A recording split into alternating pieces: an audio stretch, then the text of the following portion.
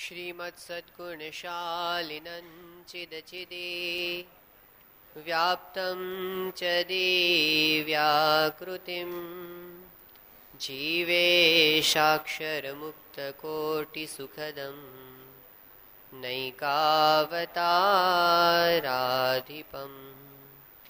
ज्ञेयं श्रीपुरुषोत्तमं मुनिवरेर्वेदादिकीर्त्यं विभुं तं मूलाक्षरयुक्तमेव सहजा नन्दं च वन्दे सदा शोभो साधुगुणे सदा सरलने जगते अनासक्त छो शास्त्री जी गुरु योगी जी उभयनी कृपातनु पात्र छो धारी धर्मधुरा समुद्र सरखा गंभीर ज्ञाने च छो नारायण स्वरूप दास गुणिने स्नेहे च वंदु अहो। श्री स्वामीनारायण भगवाननी जय। अक्षर पुरुषोत्तम महाराजनी जय। गुणातीतानंद स्वामी महाराजनी जय। भगत जी महाराजनी जय।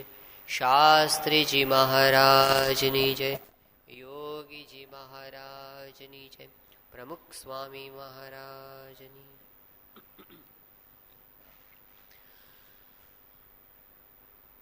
યોગીજી મહારાજે વચનામૃતના પ્રારંભમાં જે આશીર્વાદ લખ્યા છે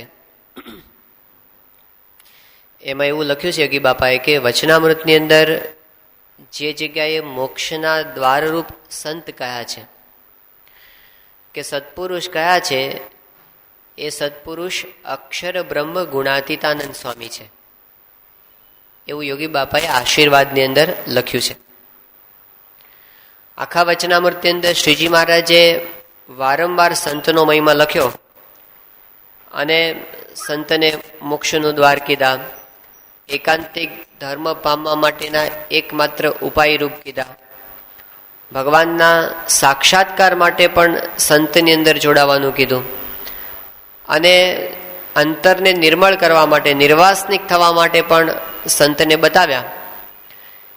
એ સંત આમ તો સ્વામિનારાયણ સંપ્રદાયમાં ઘણા બધા સંત છે, પણ યોગીજી મહારાજે બહુ સ્પષ્ટપણે કીધું કે આ મહિમા ગુણાતીત સંતનો છે, બધાનો નથી। ગરડા અંત્યના 16મા વચનામૃતની અંદર શ્રીજી મહારાજે એક વાત કરી છે કે ભગવાનને વિશે પતિવ્રતાની ભક્તિ રાખવી। આ વાત થોડી સમજવા જેવી છે એકાગ્રતાપૂર્વક। મહારાજે તો એવી વાત કરી કે ભગવાનને વિશે ભક્તને પતિવ્રતાના જેવી ભક્તિ રાખવી અને જેને ભગવાનને વિશે આવી પતિવ્રતાની ટેક બંધાણી હોય એને તો ભગવાન વિના બીજે કોઈ ઠેકાણે પ્રીતિ ન થાય ભગવાન જેવી। અને ત્યાં એવું કીધું મહારાજે કે ભગવાનમાં જેવી પ્રીતિ છે એવી તો બીજા મોટા મોટા મુક્ત સાધુ સાથે પણ પ્રીતિ કરવી નહીં, અને જો કરે તો પતિવ્રતા ભક્તિનો ભંગ થયો કહેવાય। આવું ગરડા અંત્યના 16માં કીધું છે। તો મોટા મુક્ત સાધુ સાથે પણ પ્રીતિ ન કરવી ભગવાન જેવી એવું મહારાજે કીધું ગરડા અંત્યના 16માં। અને બીજા ઘણા બધા વચનામૃત છે એમાં મહારાજે કીધું ભગવાન જેવી પ્રીતિ સંત સાથે કરવી। ગરડા અંત્યનું 29મું વચનામૃત મહારાજે કીધું જેમ ભગવાન સાથે પ્રીતિ થાય છે ને એવી રીતે સત્પુરુષ સાથે પ્રીતિ કરવી। વડતાલનું 11મું વચનામૃત ત્યાં એવું કીધું મહારાજે કે સત્પુરુષને વિશે દ્રઢ પ્રીતિ એ જ આત્મદર્શનનું સાધન, એ જ ભગવાનનું સાક્ષાત્કાર દર્શન કરવાનું સાધન, એ જ સત્પુરુષનો મહિમા સમજવા માટેનું સાધન। અંત્યના 38મા વચનામૃતમાં મહારાજ કહે કે સંતની સાથે પોતાના જીવને જડી દેવો, જડી દેવાની વાત કરી। મધ્યના 54માં અને પ્રથમના 54માં દ્રઢ પ્રીતિ અને આત્મબુદ્ધિ સંતની સાથે કરવાની વાત કરી। અંત્યના 11મા વચનામૃતની અંદર પણ સંત સાથે આત્મબુદ્ધિ અને પ્રીતિ કરવાની વાત કરી। હવે એક બાજુ મહારાજ એમ કહે છે કે મુક્ત સાધુ સાથે પ્રીતિ કરવી નહીં, અને બીજી બાજુ એવું કે ભગવાન જેવી પ્રીતિ પછી સત્પુરુષ સાથે કરવી. એનો અર્થ શું થયો કે જે સત્પુરુષ સાથે પ્રીતિ કરવાની વાત કરી છે એ મુક્ત કરતા પણ ઊંચી કક્ષાના છે. કારણ કે જે મુક્ત કોટીના થયા હોય સાધન કરીને એમાં તો મહારાજે ભગવાનની જેમ જોડાવાની ના પાડીશ, પણ અહીં આગળ મહારાજે વડતાલના 5માં ભગવાનની જેમ ધ્યાન કરવા સુધી વાત કરી કે સંતોનું ધ્યાન કરવું, એટલી બધી વાત કરી તો એ મુક્ત તો નથી જ. તો મુક્ત કરતા ઉપર કોણ છે? બે જ જણ છે, એક અક્ષર ને બીજા પુરુષોત્તમ. અક્ષર મુક્તથી ઉપર કોણ છે? અક્ષરધામ અને પુરુષોત્તમ નારાયણ. આ બે જ અક્ષર મુક્તની ઉપર છે. તો એનો અર્થ એમ થયો કે જે સંત સાથે મહારાજે પ્રીતિ કરવાની વાત કરી એ કોણ છે? અક્ષર બ્રહ્મ છે, એ ગુણાતીત છે. એની અંદર જોડાવાની મહારાજે વાત કરી, અને એમાં જેટલા એમની વધારે નજીક જઈ શકીએ ને એટલા આપણે ભગવાનથી વધારે નજીક છીએ. અહીં આગળ આપણે જે સત્પુરુષના ગુણોનું ગાન કરીએ છીએ એનો હેતુ પણ એ છે કે આપણું લક્ષ્ય તો પુરુષોત્તમ નારાયણ છે. અક્ષર રૂપ થઈને પુરુષોત્તમ નારાયણની ભક્તિ કરવી. બે ચરણની ઉપાસના છે, પુરુષોત્તમ નારાયણની જ ઉપાસના છે. પણ એ પુરુષોત્તમ નારાયણ સુધી પહોંચવા માટેનું એકમાત્ર દ્વાર, મોક્ષનું દ્વાર કો, અક્ષરરૂપ થવાનું દ્વાર કો, જેના દ્વારા મહારાજ પોતે સ્વયં પૃથ્વી પર પ્રગટ રહ્યા, એ સ્વરૂપ સત્પુરુષ છે અત્યારે. અને એટલે આપણે જે સત્પુરુષના ગુણોનું ગાન કરીએ ને એ ભગવાનના ગુણોનું ગાન થાય છે. સત્પુરુષમાં જે જોડાઈએ એ ભગવાનની અંદર આપણું જોડાણ થાય છે. આ તો ખાલી સ્વરૂપ જ આપણને એવું દેખાય છે ઉપરથી, અંદરથી તો મહારાજ છે. જેમ શાસ્ત્રીજી મહારાજ પોતે એકવાર એવું બોલેલા, પત્ર લખતા હતા પોતે, એટલે એક હરિભક્ત બહુ ભાવમાં આવી ગયા અને એને કીધું કે અત્યારે શાસ્ત્રીજી મહારાજ ભગવાનને પોતાની અંદર સમાવીને પોતે પત્ર લખે છે, આવું એક હરિભગત બોલ્યા. એટલે એ વખતે શાસ્ત્રીજી મહારાજ એમને રોક્યા અને કીધું એવું નહીં બોલવાનું, એવું કહેવાનું કે ભગવાન પોતે શાસ્ત્રીજી મહારાજને લીન કરીને પોતે કામ કરે છે. કામ તો મહારાજ કરે છે અને સંતના સ્વરૂપને તો એમણે લીન કરી દીધું છે. એટલે જે કાંઈ બોલે છે, ચાલે છે, ખાય છે, પીવે છે, ઉઠે છે, બેસે છે, મહારાજ જ એમાં રહીને ક્રિયા કરે છે. સંત તો મહારાજના સ્વરૂપની અંદર ખોવાઈ ગયા છે. એ તો પોતે પોતાનું ભાન ભૂલી ગયા. આપ ટળી મળ્યા ભગવાનમાં, જેના આપમાં હરિનો વ્યાપ, સંત તે સ્વયં હરિ.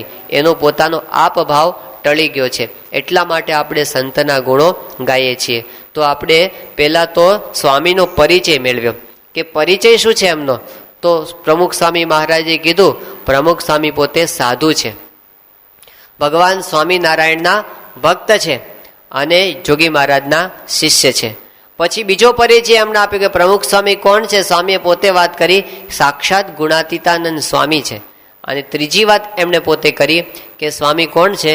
એમણે પોતે જ વાત કરી કે સાક્ષાત શ્રીજી મહારાજનું સ્વરૂપ છે, એમના દ્વારા મહારાજ પૃથ્વી પર પ્રગટ છે. આ પરિચયની વાત. પછી બીજી વાત આપણે જોઈએ છીએ પ્રાપ્તિની, કે આપણે શું કામ ખાટી ગયા છીએ કે આવા સંત એ આપણને પ્રાપ્ત થયા એ આપણા થઈને રહ્યા. એ જો જંગલમાં રહ્યા હોત અથવા તો વિરક્ત રહ્યા હોત અથવા તો સ્વ સ્વરૂપમાં જ નિમગ્ન રહેતા હોત 24 કલાક, તો આપણને કાંઈ એમનો લાભ મળત નહીં. પણ એમની કૃપા મોટી એ છે કે આપણા જેવા થયા.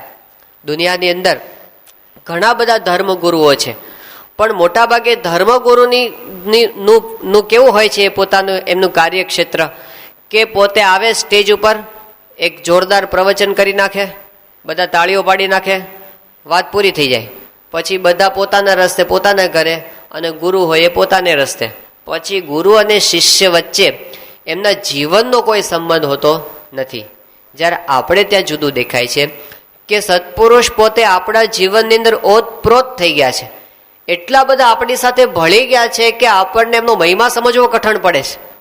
એટલા બધા એ આપણી જેવા થઈ ગયા છે, ભૂલાવી દે છે પોતાના પરભાવને, મનુષ્ય જેવા સાવ થઈ જાય છે. સાવ આપણા બધા સ્વભાવો સહન કરે, આપણને આપણાથી જરાય જુદા ન લાગે. વડોદરાની અંદર આપણા એક હરિભક્ત યુવક છે બિપિનભાઈ. વર્ષો પહેલાં જ્યારે સ્વામીશ્રી પોતે ગામડે ફરતા ત્યારે એમની સાથે યુવક તરીકે વિચરણમાં ફરતા. નારાયણચરણ સ્વામીને બધા યુવકમાં એ વખતે ભેગા હતા. આ 70 થી 75 વર્ષોની વાત. તો એ વખતે જ્યારે પોતે ગામડે ફરતા હતા, દાસજમાં હતા એકવાર 1976-77ની સાલમાં. અને એ વખતે સ્વામીશ્રી પોતે ઉનાળામાં રાત્રે પોતે કંઈક અગાસીમાં સૂતા હશે અને ઠંડી એ વખતે વધારે હતી, હજી શિયાળો પૂરો નહોતો થયો. અને સ્વામીશ્રી સૂતા હતા અને એ વખતે યુવકો પણ બધા લાઈનમાં જ સૂતા હોય, બધા બાપા સૂતા હોય, પછી અડીને તરત એ બધા યુવકો સૂતા હોય, સંતો સૂતા હોય બધા. એવી રીતે બધું સ્વામીનું જીવન એવું જ હતું, જાહેરમાં બધાની સાથે રહેતા બાપા. તો ત્યારે સ્વામીની બાજુમાં બિપિનભાઈ પોતે યુવક તરીકે એ સૂતા હતા ત્યાં આગળ. અને રાતમાં ઠંડી બહુ વધી ગઈ એકદમ. અને એટલી બધી ઠંડી વધી કે એને હવે ઠંડીમાં માણસ શું કરે છે એને કંઈ ખબર ન હોય. તે એણે ઊંઘમાં સ્વામીનો ધાબળો ખેંચી લીધો આખો અને પોતે ઓઢીને હોઈ ગયા. આખી રાત સ્વામી પોતે ઠંડીમાં ઠૂઠવાયા, પેલા ધાબળો ઓઢવા દીધો. અને સવારે પેલો ઉઠ્યો ત્યારે એને ખબર પડી, ઓહો મેં તો સ્વામીનો ધાબળો મેં ઓઢી લીધો, સ્વામીને ઉઘાડા કરી દીધા હતા. પછી સવારે આ બધી વાત થઈ ત્યારે સ્વામી કે કંઈ વાંધો નહીં, બિપિન તો મહાત્મા કે સદમહાત્મા હો ગયા કે એમ કરીને સ્વામીએ વાતને ટાળી દીધી. પણ આ કેટલા સહજ બની ગયા હશે સ્વામી કે ગુરુ શિષ્ય જેવો કોઈ ભાવ જ ન રહે, એમની સાથે પોતે આટલા બધા ઓતપ્રોત થઈ જાય, મર્યાદા કોઈ જાતની ન રહે, એકદમ સાહજિક પડે. દેવચરણ સ્વામી ઘણી વખત પ્રસંગ કે છે, ચચાણાની અંદર સ્વામીશ્રી હતા. અને એ વખતે તો શું પંખાની તો કઈ સુવિધા હોય નહીં ગામડાની અંદર, એટલે બપોરે જ્યારે સ્વામીશ્રી આરામમાં જાય ત્યારે પછી પંખો નાખે હાથથી. તો દેવચરણ સ્વામી પ્રગટ ભગત બંને વખતે ભેગા ફરતા હતા. બાપા સૂતા હોય, 1:30 વાગે 1:30-2 વાગે સ્વામી આરામમાં ગયા હોય ને પછી 2 જણા સામસામે બેઠા હોય પંખો નાખવા માટે, પોતપોતાનો પંખો લઈને. અને પછી પ્રગટ ભગત એ નાની ઉંમરમાં નાના. અને પછી બંને વચ્ચે સ્વામી સૂતા હોય ને બંને વચ્ચે મસ્કરી ચાલે, મજાક ચાલે, થોડો તોફાન ચાલે. આનો પંખો ખેંચી લે, ઓલાનો પંખો ખેંચી લે, એમાં પછી સ્વામીને પેટ ઉપર પંખો પડે ખરો પાછો, એવું બધું હાલતું હોય.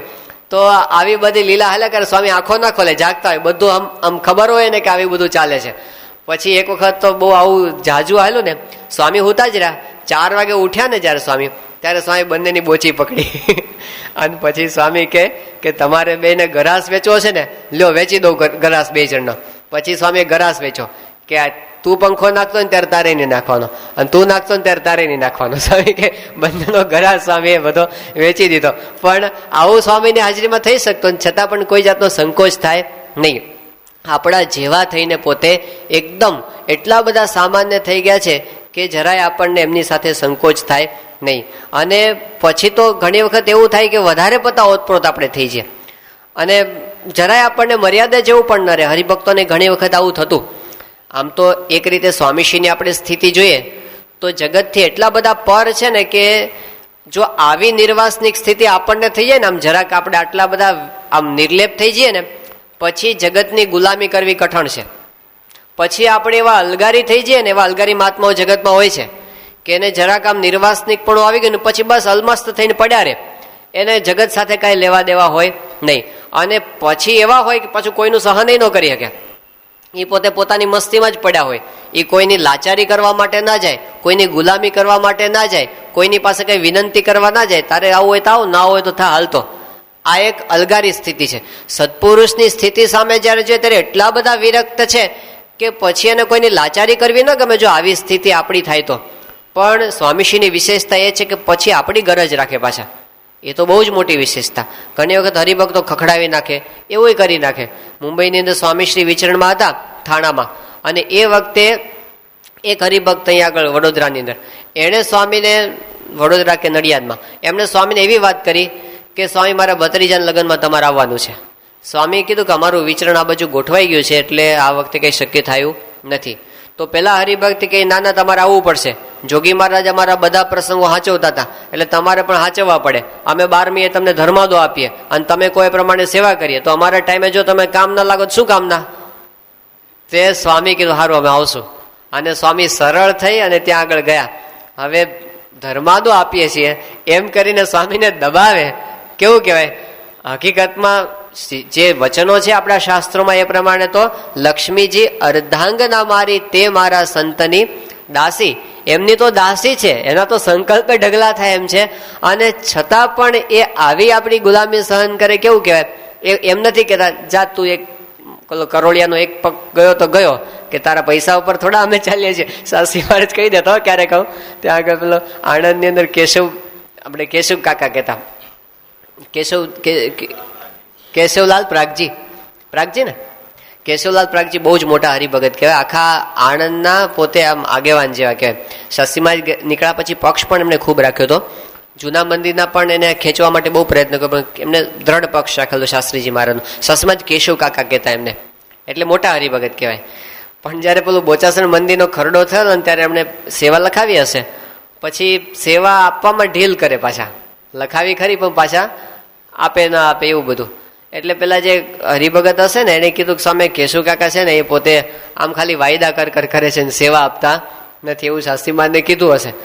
શાસ્ત્રીમાં કે બોલાવે ને સવારના પોરમાં, એટલે કેશવલાલ પ્રાગજીને બોલાવે સવારના પોરમાં 3 વાગે 3000 રૂપિયા હતા આપવાના.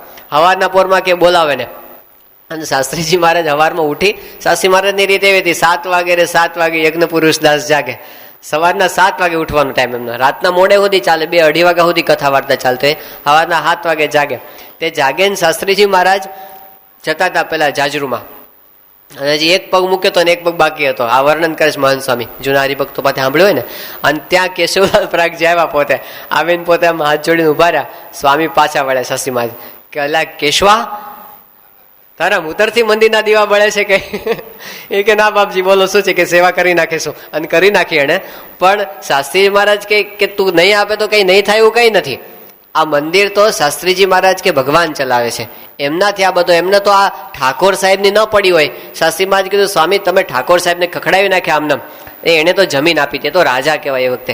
અને એ જો પોતે ના પાડી દે ને જમીન પાછી લઈ લે તો શું કરો? શાસ્ત્રી મહારાજ કે નવી ગિલ્લી નવો દાવ. એને કઈ પડી નહોતી કે આપણા સિદ્ધાંતને મૂકીને કઈ સમાધાન કરવાનું હોય નહીં, એવું હતું. તો મોટા પુરુષ ધારે તો આવી રીતે પણ વર્તી શકે, પણ એ કૃપાએ કરીને ગરજ બતાવે અને આપણી પાસે પોતે દાસ ભાવ રાખે અને વળી પાછા દીન ભાવ રાખીને આપણું પાછું ધાર્યું પાછું કરે, પોતાનું મન ધાર્યું મૂકી દે. આ એમની કરુણા છે. આપણા જેવા થઈને પોતે વિચરે છે અને સહન કરે છે. સ્વામીશ્રીના વિચરણની વાતો વિવેક સાગર સ્વામી જેવા સંતો જ્યારે કરે છે ત્યારે બધાને એક અનુભવ થાય છે કે બાપાના વિચરણને કોઈ ક્યારેય ન્યાય નહીં આપી શકે. એ જે રીતે પોતે ફર્યા છે ને, જેટલો દાખલો એમણે કર્યો છે આ દેહ કરીને, તો આપણને દંતકથા જેવું લાગે કે આ વાર્તા છે કે શું, હકીકતમાં આવું આ મનુષ્ય દેહ કરીને થઈ શકે એવો. આમ આપણે એની વાતો વિચારતા વિચારતા આપણે થાકી જઈએ. એટલું કઠણ વિચરણ સ્વામીશ્રીએ પોતે કર્યું છે. આ દુનિયાની અંદર તપાસ કરવા જેવી છે કે આટલું વિચરણ કરનાર ધર્મગુરુ દુનિયાની અંદર કેટલા હશે. ને આ રીતે સ્વામીશ્રીનો વાસદનો પ્રસંગ, નિર્જળા ઉપવાસના દિવસે સવારના પોરમાં સ્વામી નીકળી ગયા હતા પધરામણી કરવા માટે. હવે ઘણા લોકોના પધરામણી એટલે સહેલું લાગે છે પાછું, કે પધરામણી એટલે શું, એમાં જઈને બેહવાનું હોય ને બસ લોકો પૂજન કરે ને ભેટ આપે, એમાં શું પધરામણીમાં. પણ એક વખત સંતો સાથે ફરવા જેવું છે. જેને આવું લાગતું હોય ને એને 100-150 પધરામણી ભેગું ફરવું, અને પછી ખબર પડે પધરામણીનો ભીડો શું કહેવાય એની અંદર. તો સ્વામી જે રીતે ફર્યા છે ને, સવારના પોરમાં પોતે નીકળી ગયા હોય પૂજા પછી, આમ શ્વાસ લેવાનો ટાઈમ ન હોય. અને સ્વામી એ વખતે નિર્જળા ઉપવાસના દિવસે સવારમાં નીકળ્યા અને સ્વામીએ કોઈને જણાવેલું નહીં બાપાને 102 ડિગ્રી તાવ. બપોરના 2:30-3 વાગ્યા સુધી ફરી અને આવે ને આમ ઢગલો થઈને સ્વામી જ્યારે બેસી ગયા, અને એ વખતે ડૉક્ટર સ્વામીએ જોયું ત્યારે ખબર પડી કે સ્વામીનું શરીર તો ધગે છે. કોઈને જણાવ્યું નહીં સ્વામીએ. પણ ત્યાર પછી પણ સ્વામીનું વિચરણ તો ચાલુ જ રહ્યું. એ 2-3 ગામ કરીને રાત્રે જે પહોંચવાનું હતું ત્યાં પહોંચીને છેલ્લી સભા કરીને સ્વામીશ્રી 12:30 વાગે પોતે આરામની અંદર ગયા. હવે આવો દાખલો કરનાર દુનિયાની અંદર કેટલા હશે. સ્વામીશ્રી આણંદમાં હતા, 2:30 વાગે સ્વામીશ્રી પોતે જમવા માટે બેઠા પધરામણીઓ પતાવીને. એ વખતે હરિભક્ત આવ્યા અને એને રાજી રાખવા માટે બીજી વખત ભાણું પડતું મૂકીને સ્વામી પોતે ત્યાં આગળ ગયા. વર્લ્ડ રેકોર્ડ હશે કદાચ, આ જો આપણે તપાસ કરીએ ને દુનિયાના ગુરુઓનો. પણ આવી રીતે જો કોઈ ગયા હોય ને, આમ હાવ આપણા મગજમાં ન બેહે એવો આગ્રહ કહેવાય. પણ સ્વામી એનો આગ્રહ પૂરો કર્યો અને ત્યાં આગળ પોતે ગયા ફિલાડેલ્ફિયામાં. સવારે 4, સાંજના 4 વાગ્યાથી પધરામણી થી સવારે 4 વાગ્યા સુધી. ત્યારે સ્વામી પાછા આવે ત્યારે સંતો તો નાતા હતા, પોતે સવારનું નાતા હતા ઉઠીને. એવા દાખલા એ વખતે કરેલા છે. આ એક વર્લ્ડ રેકોર્ડ હશે. આવા બધા જો વર્લ્ડ રેકોર્ડ ભેગા કરે ને તો ગિનેસ બુક અડધી તો સ્વામીથી જ ભરાઈ જાય.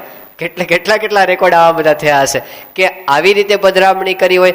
અને ઘણા બધા પ્રસંગો એવા છે આપણે જાણતા નથી, પછી બહાર આવે છે. 1974ની સાલમાં જ્યારે દેવચરણ સ્વામી ભેગા હતા બાપા સાથે, સ્વામીશ્રી પોતે ન્યુયોર્કની અંદર હતા અને સવારમાં પધરામણી નીકળ્યા તો સ્વામી સંતોને કહીને ગયા કે જો અમારે આવવામાં વહેલા મોડું થાય 1 વાગી જશે. આમ તો 5 જ પધરામણીઓ હતી, લિસ્ટ ઉપર કેટલી હતી ખાલી 5. એ કે 1 વાગી જશે બપોરે, પણ અમારી રાહ ન જતા તમે જમી લેજો, એવું સ્વામીએ કીધું. પણ હવે દેવચરણ સ્વામી તો પછી સ્વામી ન જમે, પેલા જમે નહીં, એમને પોતે કે ના બાપા આવે પછી જ આપણે જમવાનું. તો 1 વાગ્યાને બદલે 2 વાગ્યા, 3 વાગ્યા, 4 વાગ્યા, 5 વાગ્યા, 6 વાગ્યા, 6:30 વાગે સ્વામી આવ્યા. સાંજના 6:30 વાગે જમ્યા નથી સ્વામી. હવે આવીને એવા થાક્યા હતા સ્વામી, તો આવીને સ્વામી સીધું નાહવા માટે ગયા, અને નાહીને બહાર નીકળ્યા. દેવચંદ સ્વામી કે જમવું છે? સ્વામી કે ના, હવે સભામાં જવું છે. જમ્યા જ નહીં સ્વામી. સીધા સભાની અંદર, સભા પૂરી થઈને પાછી પધરામણીઓ ચાલી, તે ફરી ફરીને આવ્યા. 11:15 વાગે સ્વામી જમવા માટે બેઠા. સાક્ષી પોતે અહીં આગળ બેઠા છે. કેવું આમ કલ્પનામાં આવું વિચરણ છે. શરીરનો કોઈ ક્રમ નહીં, કોઈ પ્રકારનું ટાઈમ ટેબલ જેવી વસ્તુ જ નહીં કે આ ટાઈમે આ કરવાનું, આ ટાઈમે કુચ્ચા જ કરી નાખ્યા શરીરને. એમણે વર્ષો સુધી આ રીતે સ્વામીશ્રી પોતે ફરેલા છે. જ્યારે સ્વામી 77ની સાલમાં ફરેલા, એ પણ આવું વિચરણ હતું પરદેશ. આપણને એમ કે પરદેશ જાય છે, પરદેશ કે જલસા કરવા થોડા જાય છે, પરદેશ અહીંના કરતા ડબલ પીડો. તે 77ની સાલમાં જ્ઞાનપ્રિય સ્વામીને બધા ભેગા હતા. તો શિકાગોથી એ વખતે આપણે પ્લેનના ભાડા ખર્ચવાની આપણા હરિભક્તોની તાકાત નહોતી અમેરિકાના, અને કોઈ હરિભગતો પાસે પોતાની ગાડી પણ નહીં પ્રાઇવેટ, તે ભાડે ગાડીઓ લઈ લઈને ફરવાનું થાય. તો 77ની સાલમાં સ્વામી શિકાગોથી સાન ફ્રાન્સિસ્કો સુધી, આમ અમેરિકાના લગભગ 2 છેડા જેવું કહેવાય, એટલું સ્વામી પોતે સીધું બીચ વચ્ચે કોઈ સેન્ટર હરિભગતનું હતું જ નહીં. તો ગાડીની અંદર સ્વામી ગયા, ભાડાની ગાડીઓ કરીને નીકળાતા સ્વામી. શિકાગોથી સાન ફ્રાન્સિસ્કો 3 દિવસ અને 3 રાત ગાડીમાં કાઢ્યા. જ્યાં આખી રાત ટ્રાવેલિંગ ચાલુ હોય, સવાર જ્યાં પડે ને ત્યાં આગળ કોઈકની મોટેલ કેવું કંઈ હોય, ત્યાં નાહી ધોઈને પૂજા કરવાની, પાછું વિચરણ ચાલુ. તે ખાવા પીવાનું શું, જે કોરો નાસ્તો હોય એ જ બધો રસ્તાની અંદર ખાવાનો. 3 દિવસ ને 3 રાત વિચરણ કરી ફરતા ફરતા સાન ફ્રાન્સિસ્કો સવારે 10:30 વાગે સ્વામી પહોંચ્યા. એવા થાક્યા હતા બધા. તે નાહી ધોઈને પૂજા કરી અને રસોઈ કરી પાછી એ વખતે, અને જમીન પછી ઠાકોરજીને થાળ ધરાવીને જમીન બપોરની કથા કરીને બપોરે 1:15 વાગ્યો હતો. અને પછી તો બધાને આરામનો જ સંકલ્પ થાય, પણ એ વખતે નવરાત્રિના દિવસો હતા બધા.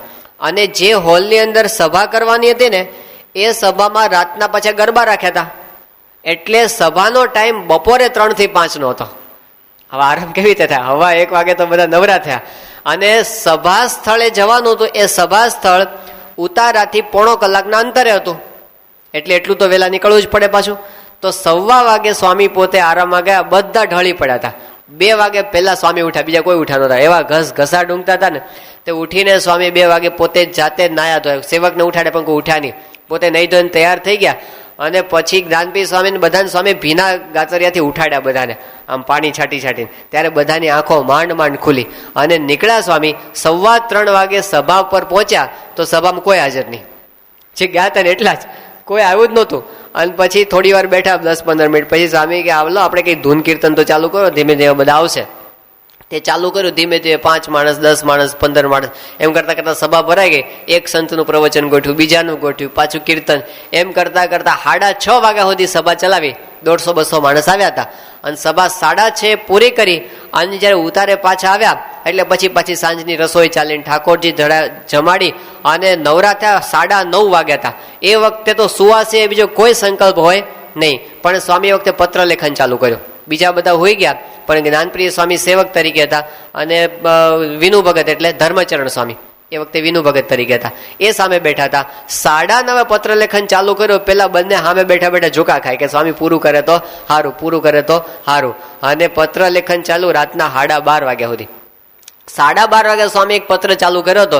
દેવચરણ સ્વામીને લખતા હતા. દેશમાં હતા દેવચરણ સ્વામી, કલકત્તા રોકાણ હતા એ વખતે, કલકત્તામાં. અને એ વખતે પોતે કાગળ લખતા હતા. 12 પાનાનું કાગળ સ્વામીએ લખ્યો એમને ત્યાં બેઠા બેઠા, 12 પાનાનો. અને એની અંદર છેલ્લે સ્વામીએ લખ્યું કે હવે આ મારી સામે આ વિનુ ભગત બેઠા છે અને જ્ઞાની બેઠા છે, અને 2 ઝોકા ખાય છે, અને 2 કહે છે હવે સ્વામી બંધ કરે તો સારું, તમે હોત તો મને કેત ના પાડત, તું હોત તો મને આગળ ના પાડત, પણ આ કોણ, આ કોઈ ના પાડી શકતા નથી. એમ કરીને સ્વામી છેલ્લે હસતા હસતા એના મોઢા ઉપર કાગળનો ઘા કર્યો. હવે આટલા હળવાશથી રહી શકાય ખરું? આવા ભારે વિચરણમાં આપણે તો આમ અવરાય જઈએ. આટલી પ્રવૃત્તિ હોય ને, બીજું કઈ સૂજે જ નહીં. નવરા પડે એટલે હોઈ જાવ બધી, કાલે પાછો ભીડો ઉભો જ છે, એવા જ આપણને વિચારો આવે. પણ એ પોતે આટલા ભીડાની અંદર પણ જે કામ કરવાનું છે એ કર્યું. પત્રો પણ લખ્યા. શરીરની સામે એમને જોયું નહીં, કોઈ રૂટીન સામે એમને ક્યારેય જોયું નહીં. આ એમનો આપણા પરનો પ્રેમ છે. 1977માં સ્વામી ગોવામાં હતા, અને મહારાષ્ટ્રમાં. ગોવાથી જામગે જવાનું હતું, અને બપોરે 4 વાગે સ્વામી, 3 વાગે સ્વામી નીકળ્યા ત્યાં જવા માટે.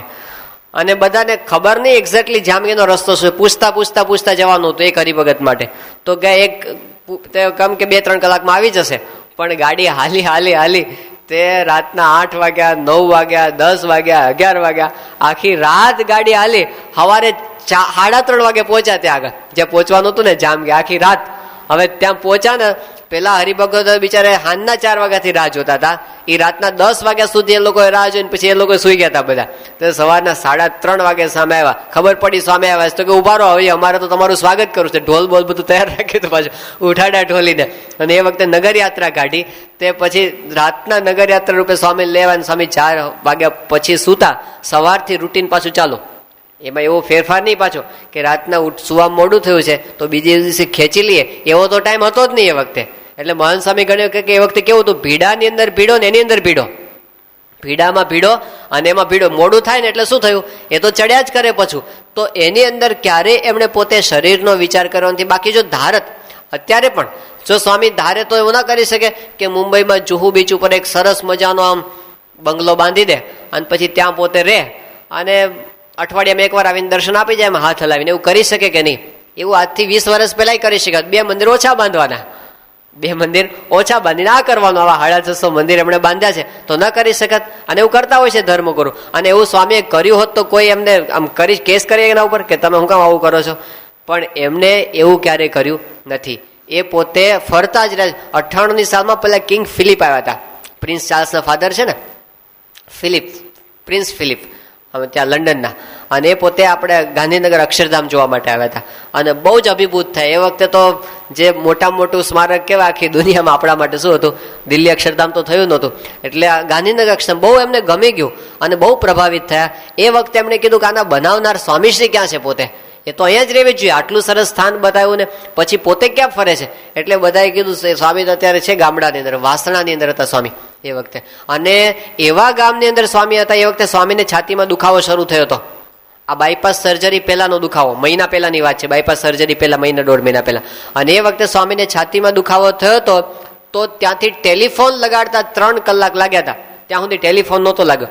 એવા ગામની અંદર સ્વામી પોતે એ વખતે ફરતા હતા. તો પહેલાને આશ્ચર્ય થયું, સ્વામી એક આટલું સરસ બંધાવી દે મંદિર અને પછી ત્યાં કેમ નથી રહેતા? પણ ત્યાં પડી રહે તો પછી બીજા બધાને લાભ મળે નહીં. તો એણે આપણો વિચાર કર્યો છે, પોતાનો ક્યારેય વિચાર કર્યો નથી. ત્યાં આગળ બેંગ્લોરમાં અમે ગયા વર્ષે હતા ને, ત્યાં આગળ આ બધી ગુરુ પૂર્ણિમાનો ઉત્સવ હતો અને એમાં સ્વામીના ભીડાના પ્રસંગો કેવા હતા ને, એમાં યજ્ઞેશ્વર સ્વામી પોતે વચ્ચે આવ્યા. એમને કીધું ઉભા હું એક પ્રસંગ કહું. અને એમને 77ની સાલનો આ પ્રસંગ ક્યાંય લખાયો નથી, છપાયો નથી. પણ હવે આવા તો કેટલા ખૂણા પ્રસંગો પડ્યા છે આપણને ખબર જ નથી. એ કે 77ની સાલમાં અમે બોસ્ટન ગયા હતા અને બોસ્ટનની અંદર અમે પહોંચ્યા રાત સાંજના મોડા, પછી કંઈક પધરામણીઓ પતાવી અને સ્વામી પોતે સભાની અંદર આવ્યા.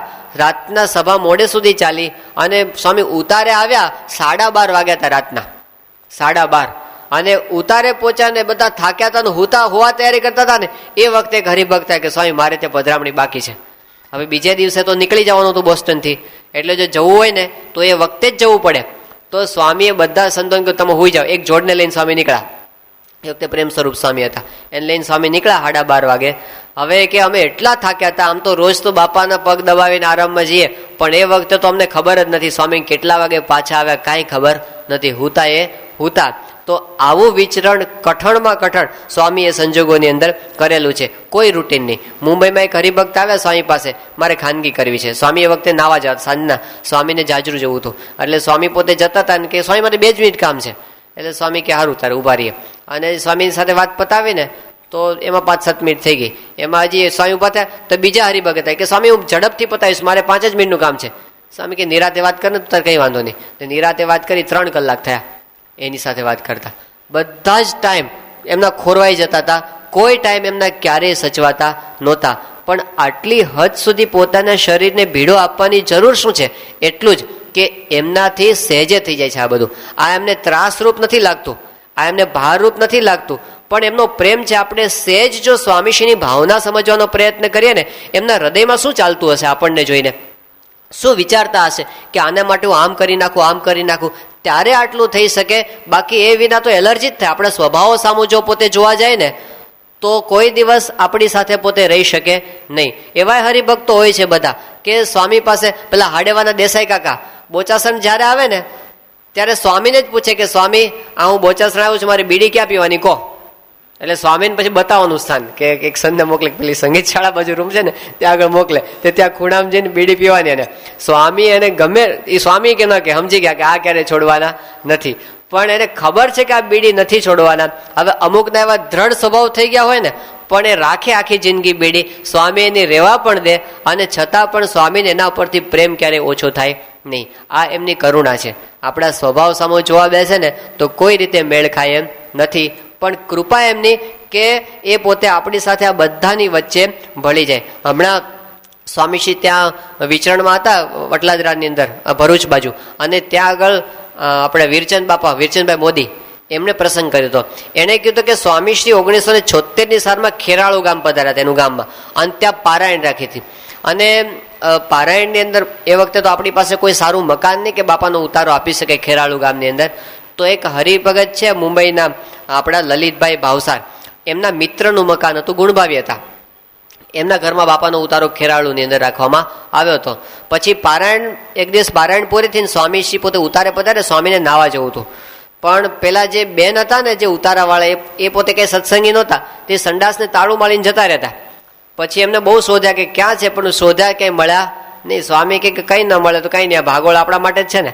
સ્વામી પાસે લોટો લઈને ભાગોળે પોતે ફરી આવ્યા. એમને જરાય સંકોચ કોઈ વાતનો એમાં લાગતો ને, દિવસે પણ જવું પડે તો જે આવતા. આવું તો વર્ષો સુધી પોતે ફર્યા છે. સ્વામીશ્રી ચચાણાની અંદર હતા, અને એ વખતે રાતના સમયે સ્વામીને ત્યાં ઓસરીમાં નાખી, ગાદલો નાખી ઓસરીમાં, પણ એટલી બધી ગરમી હતી ને કે ઊંઘ કોઈ રીતે આવે નહીં. પછી કીધું કે હવે આનો કંઈક ઉપાય કરવો. તો શું કર્યું, તે ફળિયામાં ગાડું પડ્યું હતું, તે ગાડાની અંદર પેલો આસન નાખ્યું. દેવચરણ સાહેબ ભેગા જ હતા એ વખતે, ગાડામાં નાખ્યો પેલો પથારી, પણ સ્વામીને ત્યાં આગળ કઈ સુખ ના આવ્યું બધા બરાબર. એટલે કોકે કીધું કે સ્વામી આગળ દરવાજા પાસે છે ને પવન સારો આવે છે, તે દરવાજા પાસે પાછું નાખ્યું ગાદલું. આ ત્રીજું સ્થાન.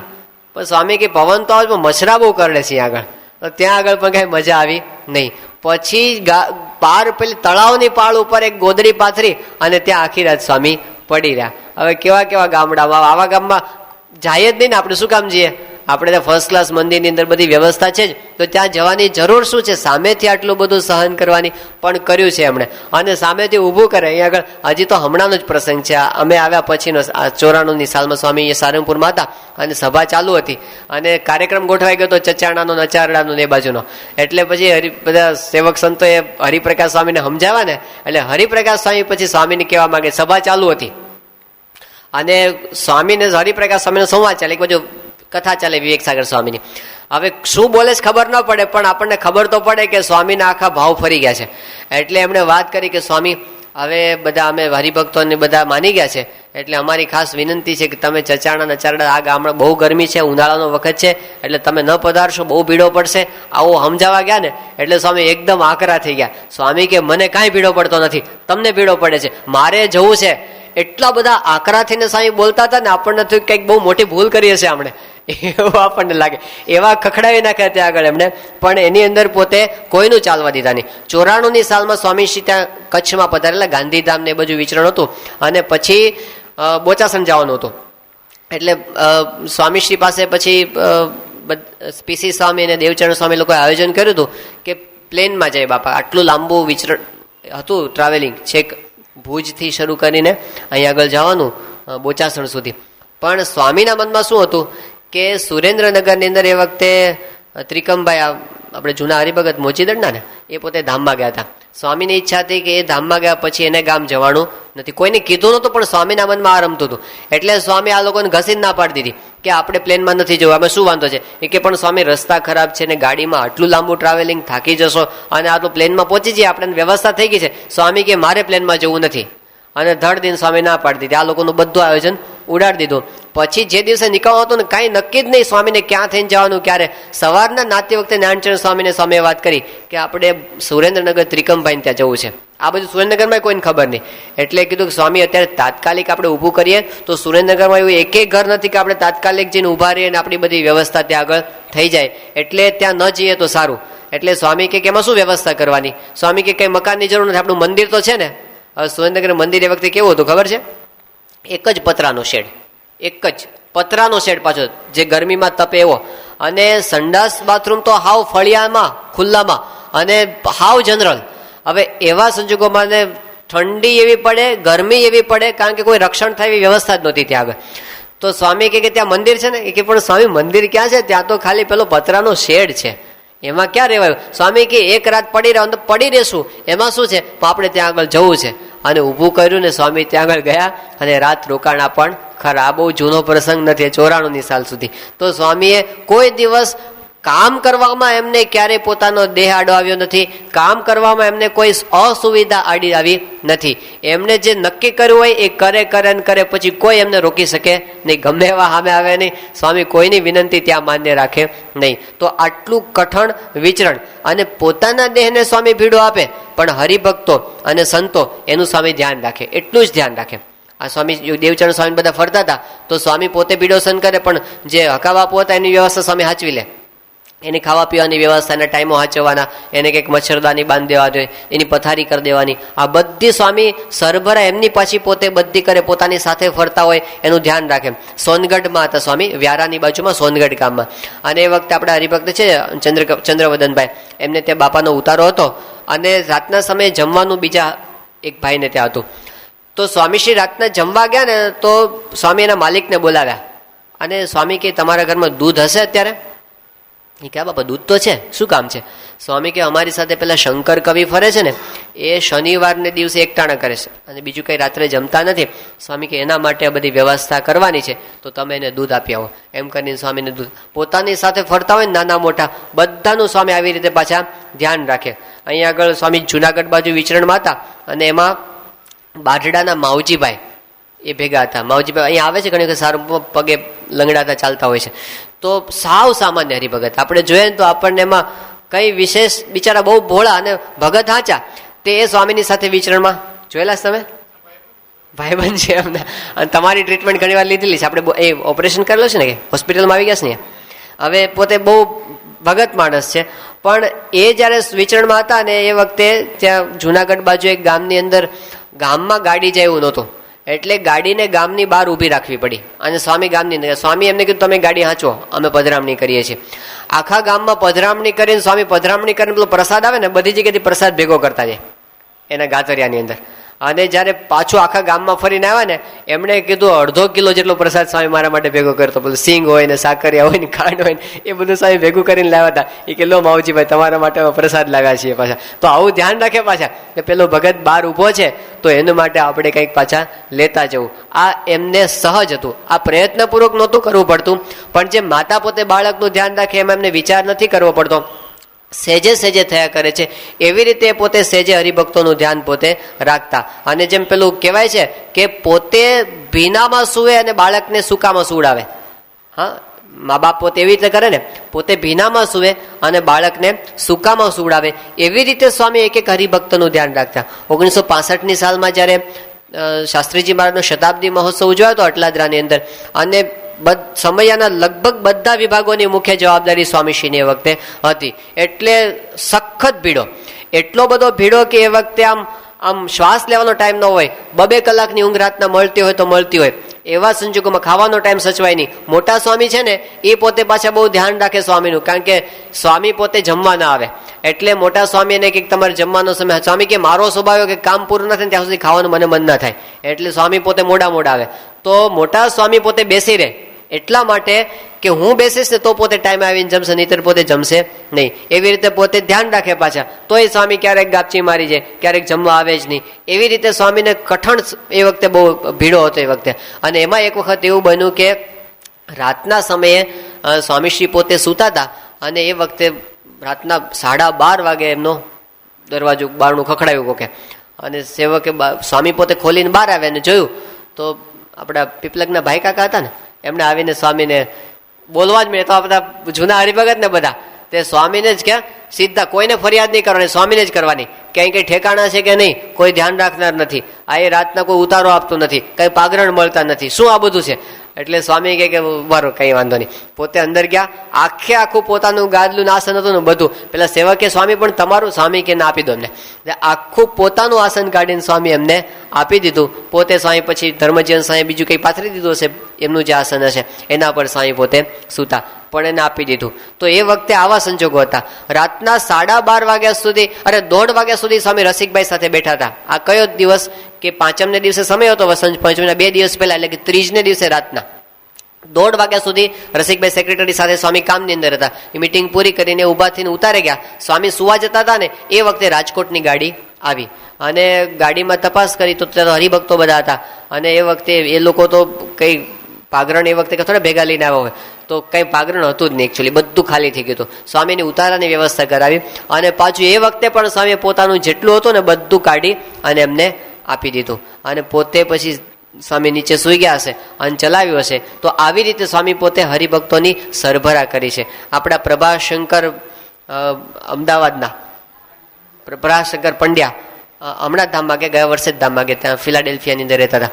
તો પ્રભાશંકર પંડ્યા એ પોતે વાત કરી કે હું વસંત પંચમીના સમય ઉપર ત્યાં અટલાદરા જ ગયો હતો અને મને રાતના મોડો પહોંચ્યો તો મને કોઈ જગ્યાએ કંઈ પાગરણ કે એવું કંઈ મળ્યું નહીં.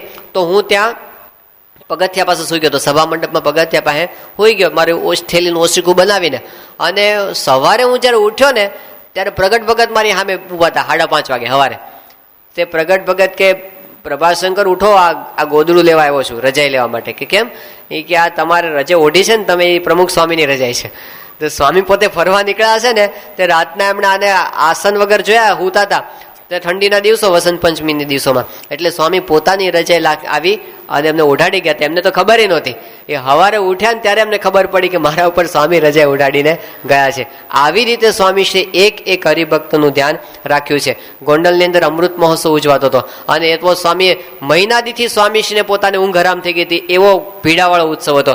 અને આટલી બધી જવાબદારીઓ પછી જેનો અનુભવ હશે ને એને ખબર પડશે કે સમય એમ કોઈ જવાબદારી વાળી સેવા આપણે સંભાળતા હોય એમાં કોઈક આપણા વિભાગનું ન હોય ને આપણને પૂછપૂછ કરે ને આપણે અકળાઈ જઈએ.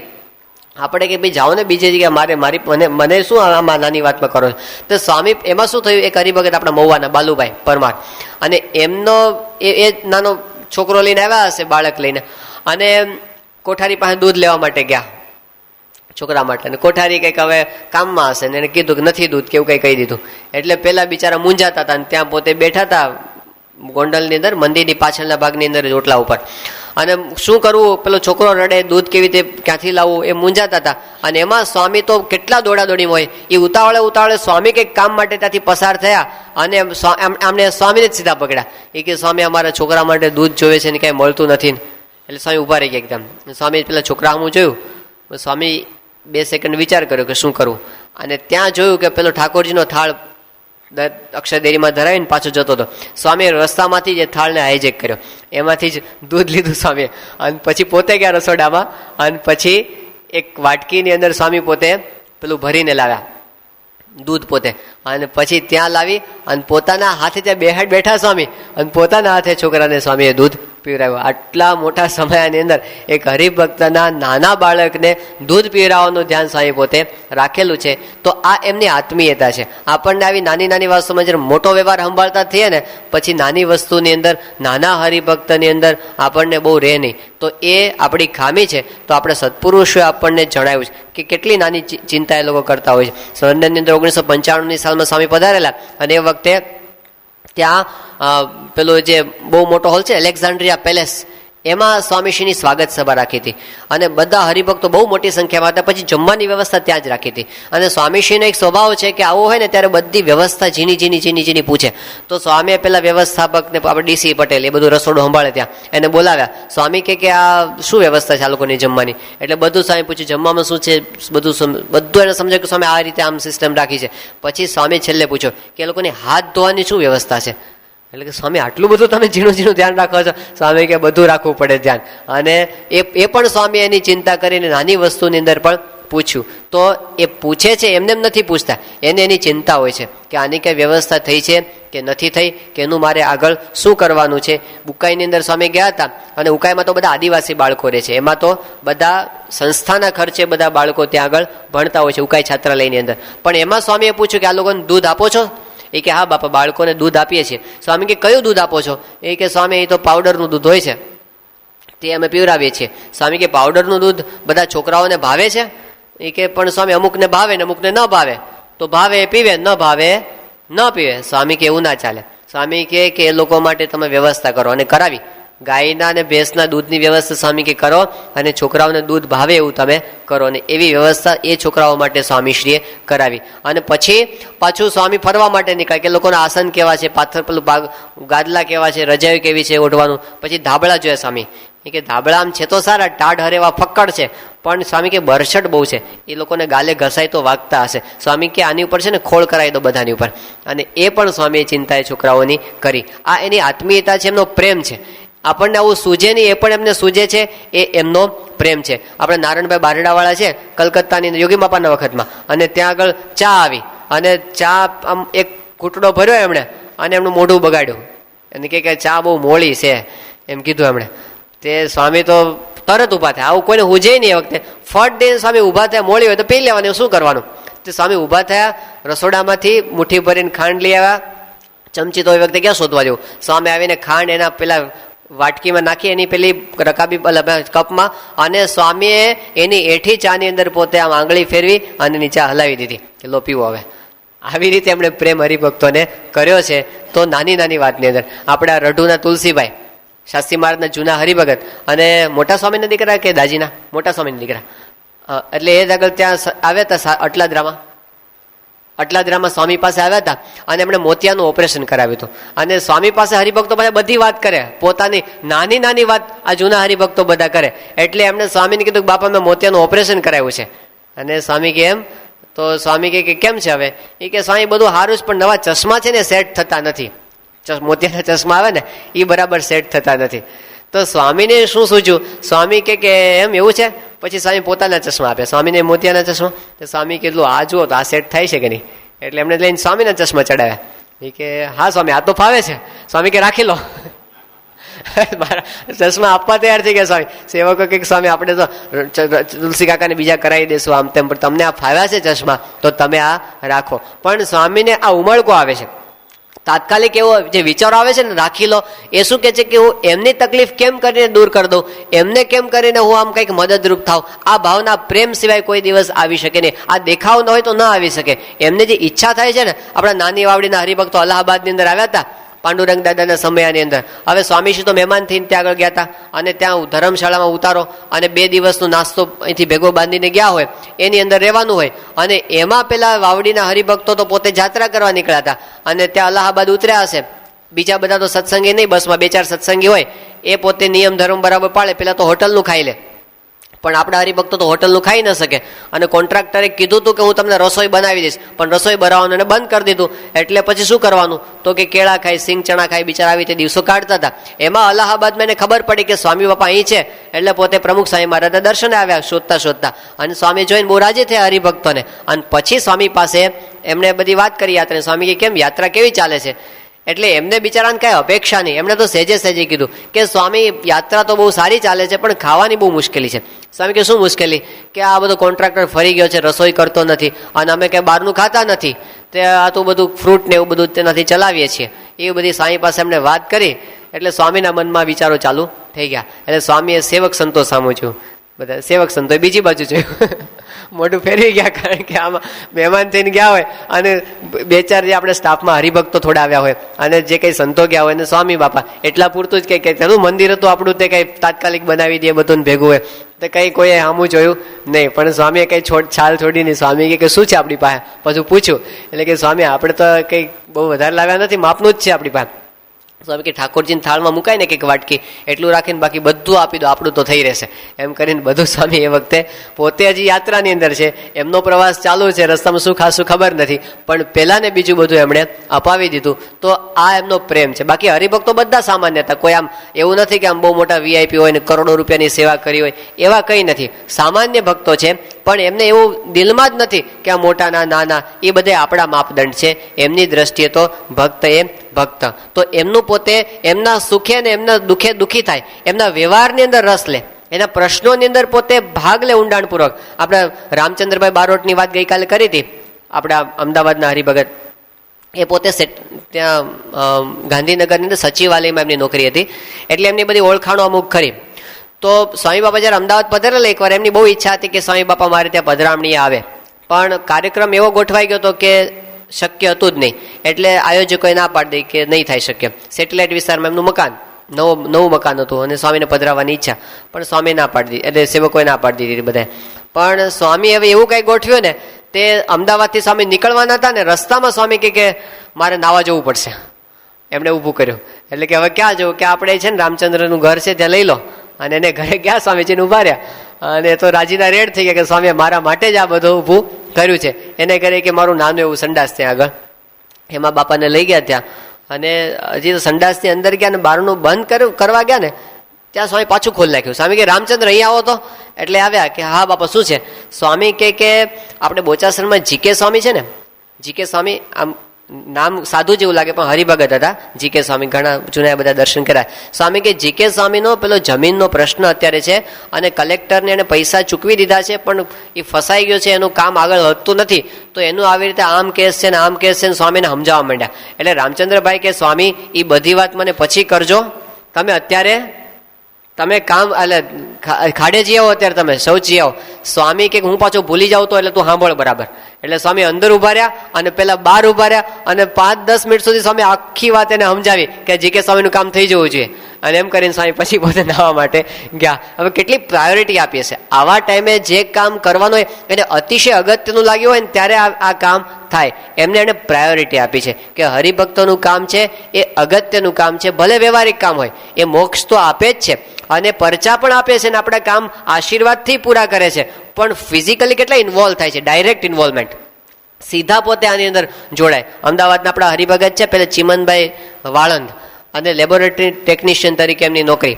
આ પ્રસંગ છે 1989 સાલનો, બાળ મહોત્સવ હતો ને એ વર્ષનો. અને બાપા પોતે ત્યાં દક્ષિણ ભારતની અંદર વિચરણમાં પધારેલા, અને વિચરણ કરીને સ્વામી પોતે અટલાદરા આવ્યા હતા. અટલાદરામાં યોગી જયંતિનો ઉત્સવ બહુ મોટા પાયા પર હતો. હવે સ્વામી સાઉથ ઇન્ડિયામાં વિચરણમાં હતા ને એ દરમિયાન એવું થયું કે ચિમનભાઈએ બાપા પર કાગળ લખેલો. એમને કીધું કે સ્વામી મારી અહીંયા સરકારી લેબોરેટરીમાં નોકરી છે, પણ આ સ્ટાફના માણસોએ અમુક મારા વિશે ખોટું આમ આઘું પાછું કરી અને મારી બદલી છેક થાનગઢ કરી છે. તે થાનગઢમાં તો કોઈ મારે કંઈ સત્સંગનો યોગ નહીં, કંઈ સંતો નહીં, મંદિર નહીં, તો બાપા ત્યાં તો હું શું કરું, મારી કંઈ સેવાય ન થાય. અને અહીંયા આગળ અમદાવાદની અંદર તો બધું મને લાભ મળે છે, તો આવું મને મુશ્કેલી આવી છે, તો આનું કંઈક થાય તો સારું, એવું બાપાને કીધું હતું. હવે આ પ્રસંગ તો 2-3 મહિના પહેલા, અને પછી તો સ્વામી આખું સાઉથ ભારત ફરી, અને પછી જ્યારે આવ્યા અટલાદરામાં યોગી જયંતિનો ઉત્સવ, અને એ ઉત્સવની અંદર ગુજરાતના આરોગ્ય મંત્રી નવીનભાઈ આવ્યા હતા સભામાં. સભા પૂરી થઈને બધું પ્રવચન બધું પૂરું થઈ ગયું, નવીનભાઈ જતા હતા ને ત્યારે સ્વામી એમને બોલાવ્યા, નવીનભાઈને. એટલે ઓહો, સ્વામી મને બોલાવે, શું કામ છે? સ્વામી કે તમારું કામ છે. કે શું કામ છે? બાપા કે અમદાવાદમાં આપણા એક હરિભગત છે, ચિમનભાઈ વાળંદ એનું નામ છે, અને સરકારી લેબોરેટરીમાં લેબોરેટરી ટેકનિશિયન તરીકે નોકરી કરે છે, એની ખોટી રીતે બદલી બધી થાય છે, તો એ બદલી તમારે અટકાવવાની છે. પહેલાં તો વિચારમાં પડી ગયા કે આટલા મોટા ધર્મગુરુ, અને હું ગુજરાતનો આરોગ્ય પ્રધાન અને એક લેબોરેટરી ટેકનિશિયન, એની ભલામણ સ્વામી મને, એ કે હા બાપા હું કરી નાખીશ. અને પછી એ પોતે ગયા ત્યાં આગળ, અને સ્વામીશ્રી પછી આવ્યા યુવક મહોત્સવ, 90 સાલનો પ્રસંગ છે, યુવક મહોત્સવમાં આવ્યા. અને ત્યાં આગળ પછી તો 23,000 યુવકો હતા, અને આખી દુનિયામાંથી યુવકો હતા. આંતરરાષ્ટ્રીય યુવક મહોત્સવ, લાલકૃષ્ણ અડવાણી જે આવેલા એ વખતે સંકલદા આશ્રમમાં આવેલા, બહુ ભવ્ય ઉત્સવ થયો હતો, છાપાઓમાં બહુ પબ્લિસિટી થઈ હતી. પણ એ વખતે ઉત્સવ, આખો ભવ્ય ઉત્સવ પૂરો થયો, અને સ્વામીશ્રીએ બધા 23,000 વ્યક્તિગત દર્શન આપેલા ઉનાળાની અંદર, એ વખતે મે મહિનામાં. અને એ વ્યક્તિગત દર્શનમાં આટલી ધૂળ ઉડતી હતી, સ્વામી 2.5-3 કલાક સુધી બેઠા હતા. એમાં સ્વામી પેલા ચિમનભાઈને જોઈ ગયા લાઈનમાં આવતા, એટલે સ્વામી ત્યાંથી બૂમ મારી કે ચિમનભાઈ તમારું કામ થઈ ગયું છે, સ્વામી આનંદમાં કીધું. અને પેલા ખરેખર ઘરે ગયા ને તો બદલી કેન્સલ થયાનો ઓર્ડર આવી ગયો હતો એને ત્યાં. પણ આટલા નાના હરિભગત માટે સ્વામી આટલા નીચે સુધી આવે છે, કયા લેવલથી કેટલા નીચે સુધી સ્વામી પોતે હરિભક્ત માટે આવી શકે છે. મુંબઈની અંદર આપણા હરિભગત છે, પાર્લાની અંદર દિલીપભાઈ યુ પટેલ પાર્લામાં, અને કોન્ટ્રાક્ટર છે પોતે, આમ પોતે બહુ ભગવદી છે. હવે એ પોતે ગણેશપુરીની અંદર જે મુક્તાનંદ બાબાનો આશ્રમ છે ને, એનું એને કામ એને મળ્યું હતું કોન્ટ્રાક્ટ. એ કામ તો એને પૂરું કરી નાખ્યું હતું, પણ પછી એનો પેલી પેમેન્ટ થવાનું નહીં થયું નહોતું, એના પૈસા ત્યાં આગળ ફસાઈ ગયા હતા. પછી બાપા જ્યારે મુંબઈ આવ્યા ત્યારે એ હરિભક્તો પોતાના વ્યવહારની વાત બાપા પાસે કરતા હોય ત્યારે એમણે સ્વામીને વાત કરી કે બાપા હમણાં મારે આવી મુશ્કેલી. સ્વામી કે શું મુશ્કેલી છે? કે મારા પૈસા એ રોકાણ થઈ ગયા છે અને ત્યાંથી ચૂકવાતા નથી, આશ્રમ તરફથી મને પૈસા આપવામાં આવતા નથી. સ્વામી આશીર્વાદ આપ્યા તે વખતે. એ વાત તો પૂરી થઈ ગઈ હતી. પછી શું થઈ ગયું એ દરમિયાન કે એ જ દિવસોની અંદર જે મુક્તાનંદ બાબાના શિષ્ય નિત્યાનંદ બાબા જે પોતે ગાદીપતિ હતા અને એ દાદર મંદિર આવ્યા હતા અને એમની હાજરીમાં સરસ સભા થઈ અને બધો સભા કાર્યક્રમનું બધું પ્રવચન પૂરું થઈ ગયું ને પછી સ્વામી એમને ઉપર લઈ ગયા 5મા માળે, એને બેહાડ્યા સ્વામી. અને પછી બીજી બધી વાત કરીને સ્વામી આ વાત કાઢી. સ્વામી કે અમારા એક હરિભગત છે દિલીપભાઈ અને એને આવી રીતે તમારે ત્યાં કોન્ટ્રાક્ટનું કામ કર્યું છે અને એમને પેમેન્ટ થતું નથી, તો તમે જરા એનું કરજો. હવે વિચાર કરો સ્વામી કેટલા નીચે આવે છે. ગૃહસ્થના વ્યવહાર માટે સ્વામી એક ધર્મગુરુ તરીકે ધર્મગુરુને આની વાત કરે છે, આધ્યાત્મિક વાત નહીં કોઈ કે આનું કંઈક કરો તમે. કે હા સ્વામી હું ધ્યાન રાખીશ. તો એમને જરાય શરમ લાગતી નથી, એમને જરાય નાનપ અનુભવાય તેથી ક્ષોભ થતો નથી કે હું આવી વાત કરીશ તો મારું કેવું દેખાશે, ગમે તે થાય.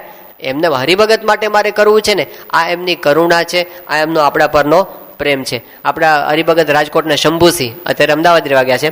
શંભુસિંહ હવે બાપા જ્યારે ત્યાં આગળ પધારેલા રાજકોટની અંદર એ વખતે પોતે બેંકની અંદર નોકરી કરતા અને બાપા પધારે એ દિવસે એમણે વાત કરી, અઠવાડિયાની પારાયણ ગોઠવાયેલી હતી કે સ્વામી હમણાં મારે નવું એક મકાન લેવાનો વિચાર છે.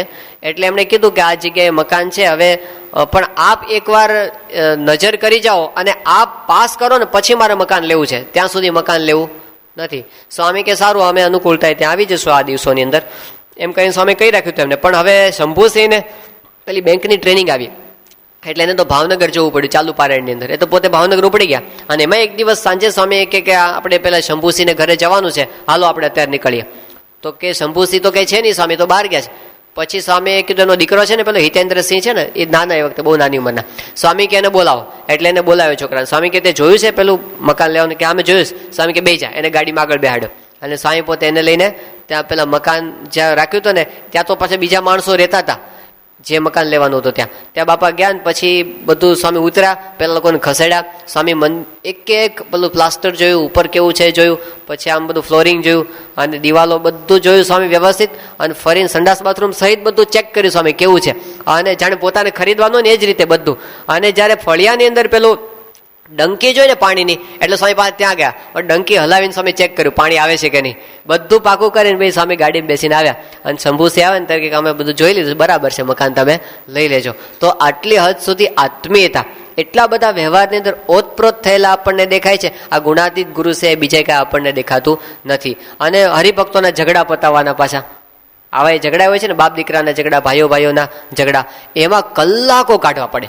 ઘણી વખત તો કલાકો નહીં પણ વર્ષો સુધી ચાલે. જ્યારે સ્વામી આવે ને ત્યારે એ ઝઘડા હોય જ પાછા. સ્વામી પાછા એ જ લોકોને સમજાવવાના. આવું બોચાસણની બાજુમાં ભારેલ ગામ હતું તો બે ભાઈઓના ઝઘડા થયા હતા જમીન બાબતમાં. સ્વામી ત્યાં પહોંચ્યા અને બે ભાઈઓને ઘરની વચ્ચે માટીના ઢગલા ઉપર સ્વામી બેસી ગયા. સ્વામી કે બેહો અહીંયા આગળ. એકબીજાના માથા કાપે એવી પરિસ્થિતિ હતી. સ્વામી ત્યાં બેહીને બેનું સમાધાન કરાવ્યું. એ કે સ્વામી જો તમે ના આવો તો બેમાંથી એક આજે ઓછો થવાનો હતો.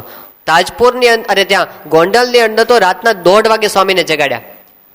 તાજપુરનો કંઈક હતો પ્રશ્ન અને બાપાને ત્યાં અડધી રાત્રે જગાડ્યા અને 1:30 થી 2 વાગ્યા સુધી સ્વામીએ ત્યાં એ કે જો અત્યારે જો બાપાને નહીં જગાડો ને તો કંઈક ઉથલ પાથલ થઈ જવાની, એવા ગરમ થઈને બધા આવ્યા હતા. પણ સ્વામીએ ત્યાં બધાને ઠાર્યા અને એનું સમાધાન કર્યું. આપણે અચારડાના સમાધાન માટે સ્વામી કેટલા કલાક, 20-25 કલાક સ્વામી બેઠા હશે એક વખતે જ્યારે આવ્યા હોય ત્યારે. પાર્ટીના ઝઘડા સ્વામી બે ભાઈઓના પતાવ્યા છે. આવા તો કેટલા બધા. દેવચરણ સ્વામી પેલી વાત કરે છે કારવણના, હવે જયંતિભાઈ ને ઘનશ્યામભાઈનું જ્યારે ભાગ પાડવાના હતા અને ઓહો એ ઝઘડાની અંદર તો સ્વામીને ખાવાનું ઠેકાણું નહીં, સવારથી સાંજ સુધી ચાલે એ લોકોનું. સ્વામી એક વસ્તુ, બે ભાઈઓના ભાગ પોતે એક વસ્તુ, નાનામાં નાની વસ્તુના ભાગ સ્વામીએ પાડ્યા ભેગા બેહીને. આ બાજુથી આ દાદરો ને આ બાજુ બે દાદરાની વચ્ચે સ્વામી બેઠા અને બંનેના સ્વામીએ વિભાગ પોતે કરી આપ્યા, ત્યારે એનું સમાધાન થયું. તો આવા તો કેટલા ઝઘડા, આપણે પાળિયાદનો અંદર બધા પ્રશ્નો હતા બધા, અને એનું સ્વામીશ્રીએ સમાધાન કર્યું. અને આપણે જસમતભાઈને સ્વામીએ ત્યાં કીધું તું છોડી દે બધું અને અમદાવાદ જતો રહે. આપણે મોરડિયા સાહેબને કીધું તમે એમને પછી અહીં આગળ લાવી દીધા. પણ સ્વામીએ કેટલાના ઘર ઠાર્યા હશે, કેટલા ગામના ઝઘડા ઠાર્યા હશે. એ પોતે આધ્યાત્મિક પુરુષ છે, એને શું આત્મા પરમાત્માની વાતો જ કરવાની, પણ સ્વામી એવું નથી કરતા. ખબર છે કે કેવળ આત્મા પરમાત્માની વાત કરશું ને આ લોકો હજી એ પાત્ર નથી, એટલે સ્વામી એ વાતોય કરે પણ સાથે સાથે શું કરે, એના વ્યવહારના નાના નાના પ્રશ્નોની અંદર પણ સ્વામી પોતે રસ લે છે. આ એમનો આપણા પ્રત્યેનો પ્રેમ છે, એક પરિવારની જેમ. બધા સ્વામી શ્રી બોચાસણની અંદર હતા ને ગુરુ પૂનમનો સમયો 25,000 હરિભક્તોનો મોટો સમયો અને વ્યક્તિગત દર્શન ચાલતા હતા. અને એમાં આપણા અમદાવાદના હરિભગત છે યુકે પટેલ, એમના દીકરા આવ્યા ગિરીશભાઈ. તે સ્વામી એમને આટલા યુવક એ હતા એ વખતે નાની સ્વામી એને ઊભા રાખ્યા. સ્વામી કે ઊભો રહી આગળ, મારે તારું કામ છે. એટલે એને તો મારું શું કામ હશે સ્વામીને. પછી સ્વામી પેલું લાઈન ચાલુ હોય ને સ્વામી બાજુ જો સાંભળ કે આપણા મોમ્બાસાવાળા કનુભાઈ છે ને, એ કનુભાઈના ભાઈ સૂર્યકાંતભાઈ, એ સૂર્યકાંતભાઈ તો પોતે ધામમાં જતા રહ્યા છે પણ એની દીકરી છે અને તારે એની સાથે લગ્ન કરવાના છે. એટલે બ્રહ્મતીર્થ સ્વામીના બેન. એટલે સ્વામી કંઈક તારે એની સાથે લગ્ન કરવાના. સ્વામી પછી જોવા બોવાનું કશું નહીં, ઓર્ડર જ.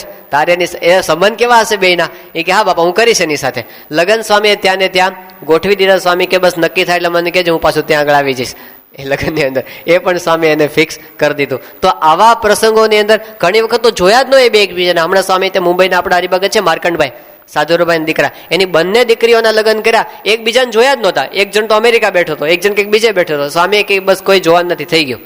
અને આજના જમાનાના આધુનિક જમાનાના છોકરા છોકરી એ કેવો આત્મીયતાનો સંબંધ હશે. બાપાએ કીધું એટલે પાકું, બસ મારે કઈ બીજું જોવું નથી. એવી રીતે સ્વામી પોતે તો પરણાવાના પ્રસંગની અંદર એક ધર્મગુરુ એટલા વિરક્ત પુરુષ એ સંસારમાં પરણાવાની અંદર પડે કેવું કહેવાય.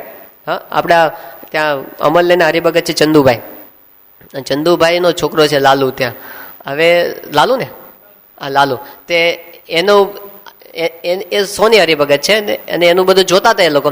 અને અમદાવાદના આપણા હરિભગત છે પેલો યોગીરાજ નથી, બધું ડાન્સનું બધું સંભાળતો, એમને ત્યાં જ. એટલે સ્વામી એ બંને મળી ગયા, બંને હરિભગત, બંને એક જ જ્ઞાતિના, અને બંનેને પસંદ પણ આવી ગયું, વડીલોને પસંદ આવી ગયું.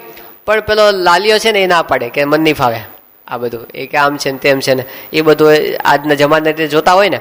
એટલે પછી પેલા જે એના બાપુજી હતા ને સ્વામી પાસે કે સ્વામી બધું ખાનદાન કુટુંબ છે, બધી રીતે સારું સત્સંગી છે, અમને બધી રીતે પસંદ છે, પણ આ લાલુ માનતો નથી. આ વાત સ્વામીને કરી અમદાવાદની અંદર. સ્વામી કે લાવો ફોન લગાડો એને. સ્વામી અમદાવાદથી ફોન લગાડ્યો. હવે પેલા હવેથી ઉપાડ્યો એ કે હું પ્રમુખ સ્વામી બોલું છું. એટલે પેલો તો સ્વામી એ કે હા. સ્વામી કે જો તારું ગોઠવાઈ ગયું છે અહીં આગળ અને કે તને શું વાંધો છે, એ કે પણ સ્વામી મને પસંદ. સ્વામી કેવી છે, કાળી છે, ધોળી છે, લાંબી છે, ટૂંકી છે, જેવી હોય તારે કરવાનું જ કે. અને એવું કહી દીધું ને સ્વામી એ કે હા બાપા કરીશું, એમ કરીને સ્વામી એની હારે લગ્ન કરાવી દીધા. પણ આટલા હદ સુધી અધિકારપૂર્વક પોતે એક મિત્રની રીતે કહો કે પિતાની રીતે કહો, જે કહો, એમને શું પડી છે. આપણને આ છોકરાઓને પરણે કે ન પરણે એમને શું ખોટ છે.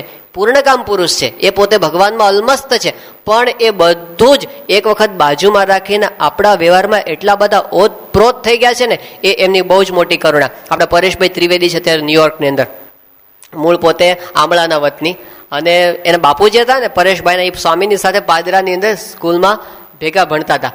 હવે એ પરેશભાઈ આપણે દિવ્યભૂષણ સ્વામીના કાકા થાય. તો પરેશભાઈ એ યુવક તરીકે સ્વામી 77ની સાલમાં જ્યારે પરદેશ ગયા લંડન, એ વખતે એમને પોતે ભેગા ગયા હતા લંડન સ્વામી સાથે.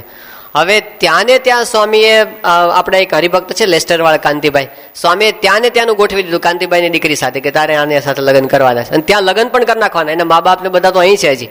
સ્વામી કહીને લગ્ન ગોઠવી દે અને બધું તારીખ બારીખ બધું નક્કી થઈ ગયું. અને પછી જ્યારે ગોઠવાઈ ગયું ને ત્યારે એને સ્વામીને ફોન કર્યો આ પરેશભાઈ કે બાપા મારું લગ્ન છે એ 11 તારીખે ગોઠવાઈ ગયું છે, 10 તારીખે એનો ફોન કર્યો આગલે દિવસે કે મારું લગ્ન આવતીકાલે ગોઠવાઈ ગયું છે, તો આપ પધારશો ને લગ્નમાં. તે સનાતન ધર્મનો હોલ હતો, એમાં સનાતન મંદિરના હોલમાં. એટલે હજી તો સ્વામી કાંઈ બોલે ને ત્યાં પેલા જશ કાકા વડતાલવાળા બાજુમાં જ ઉભા હતા, એને ફોન ખેંચી લીધો સ્વામીના હાથમાંથી. એ કે જો સ્વામીનો બધો કાર્યક્રમ ગોઠવાઈ ગયો છે, સ્વામીને ટાઈમ નથી, નહીં આવી શકે, જા, એમ કરીને એને ના પાડી દીધી. એટલે સ્વામી પાછો એના હાથમાંથી પોતે ફોન ખેંચો. સ્વામી કે વાંધો નહીં, હવે તું એક કામ કર ને કે કાલ સાંજે લગ્ન છે ને, તો કાલ સવાર તું આવી જજે ત્યાં, એટલે આપણે હારતોરા ચાંદલો બધું અહીં કરી દઈશું. એ કે હા સ્વામી. સ્વામી કે પીઠી ચોળી આવું પછી સ્વામી બધી ખબર આવી બધી વિધિ હોય છે. એ કે હા સ્વામી થઈ ગયું છે બધું. સ્વામી કે તો વાંધો નહીં. એટલે પછી બીજે દિવસે સવારે આવે ખરા, પણ બીજે દિવસે સ્વામીએ પાછું ગમે તેમ આયોજન આઘું પાછું કરી 23 મોટર લઈને સ્વામી ગયા એના લગ્નની અંદર.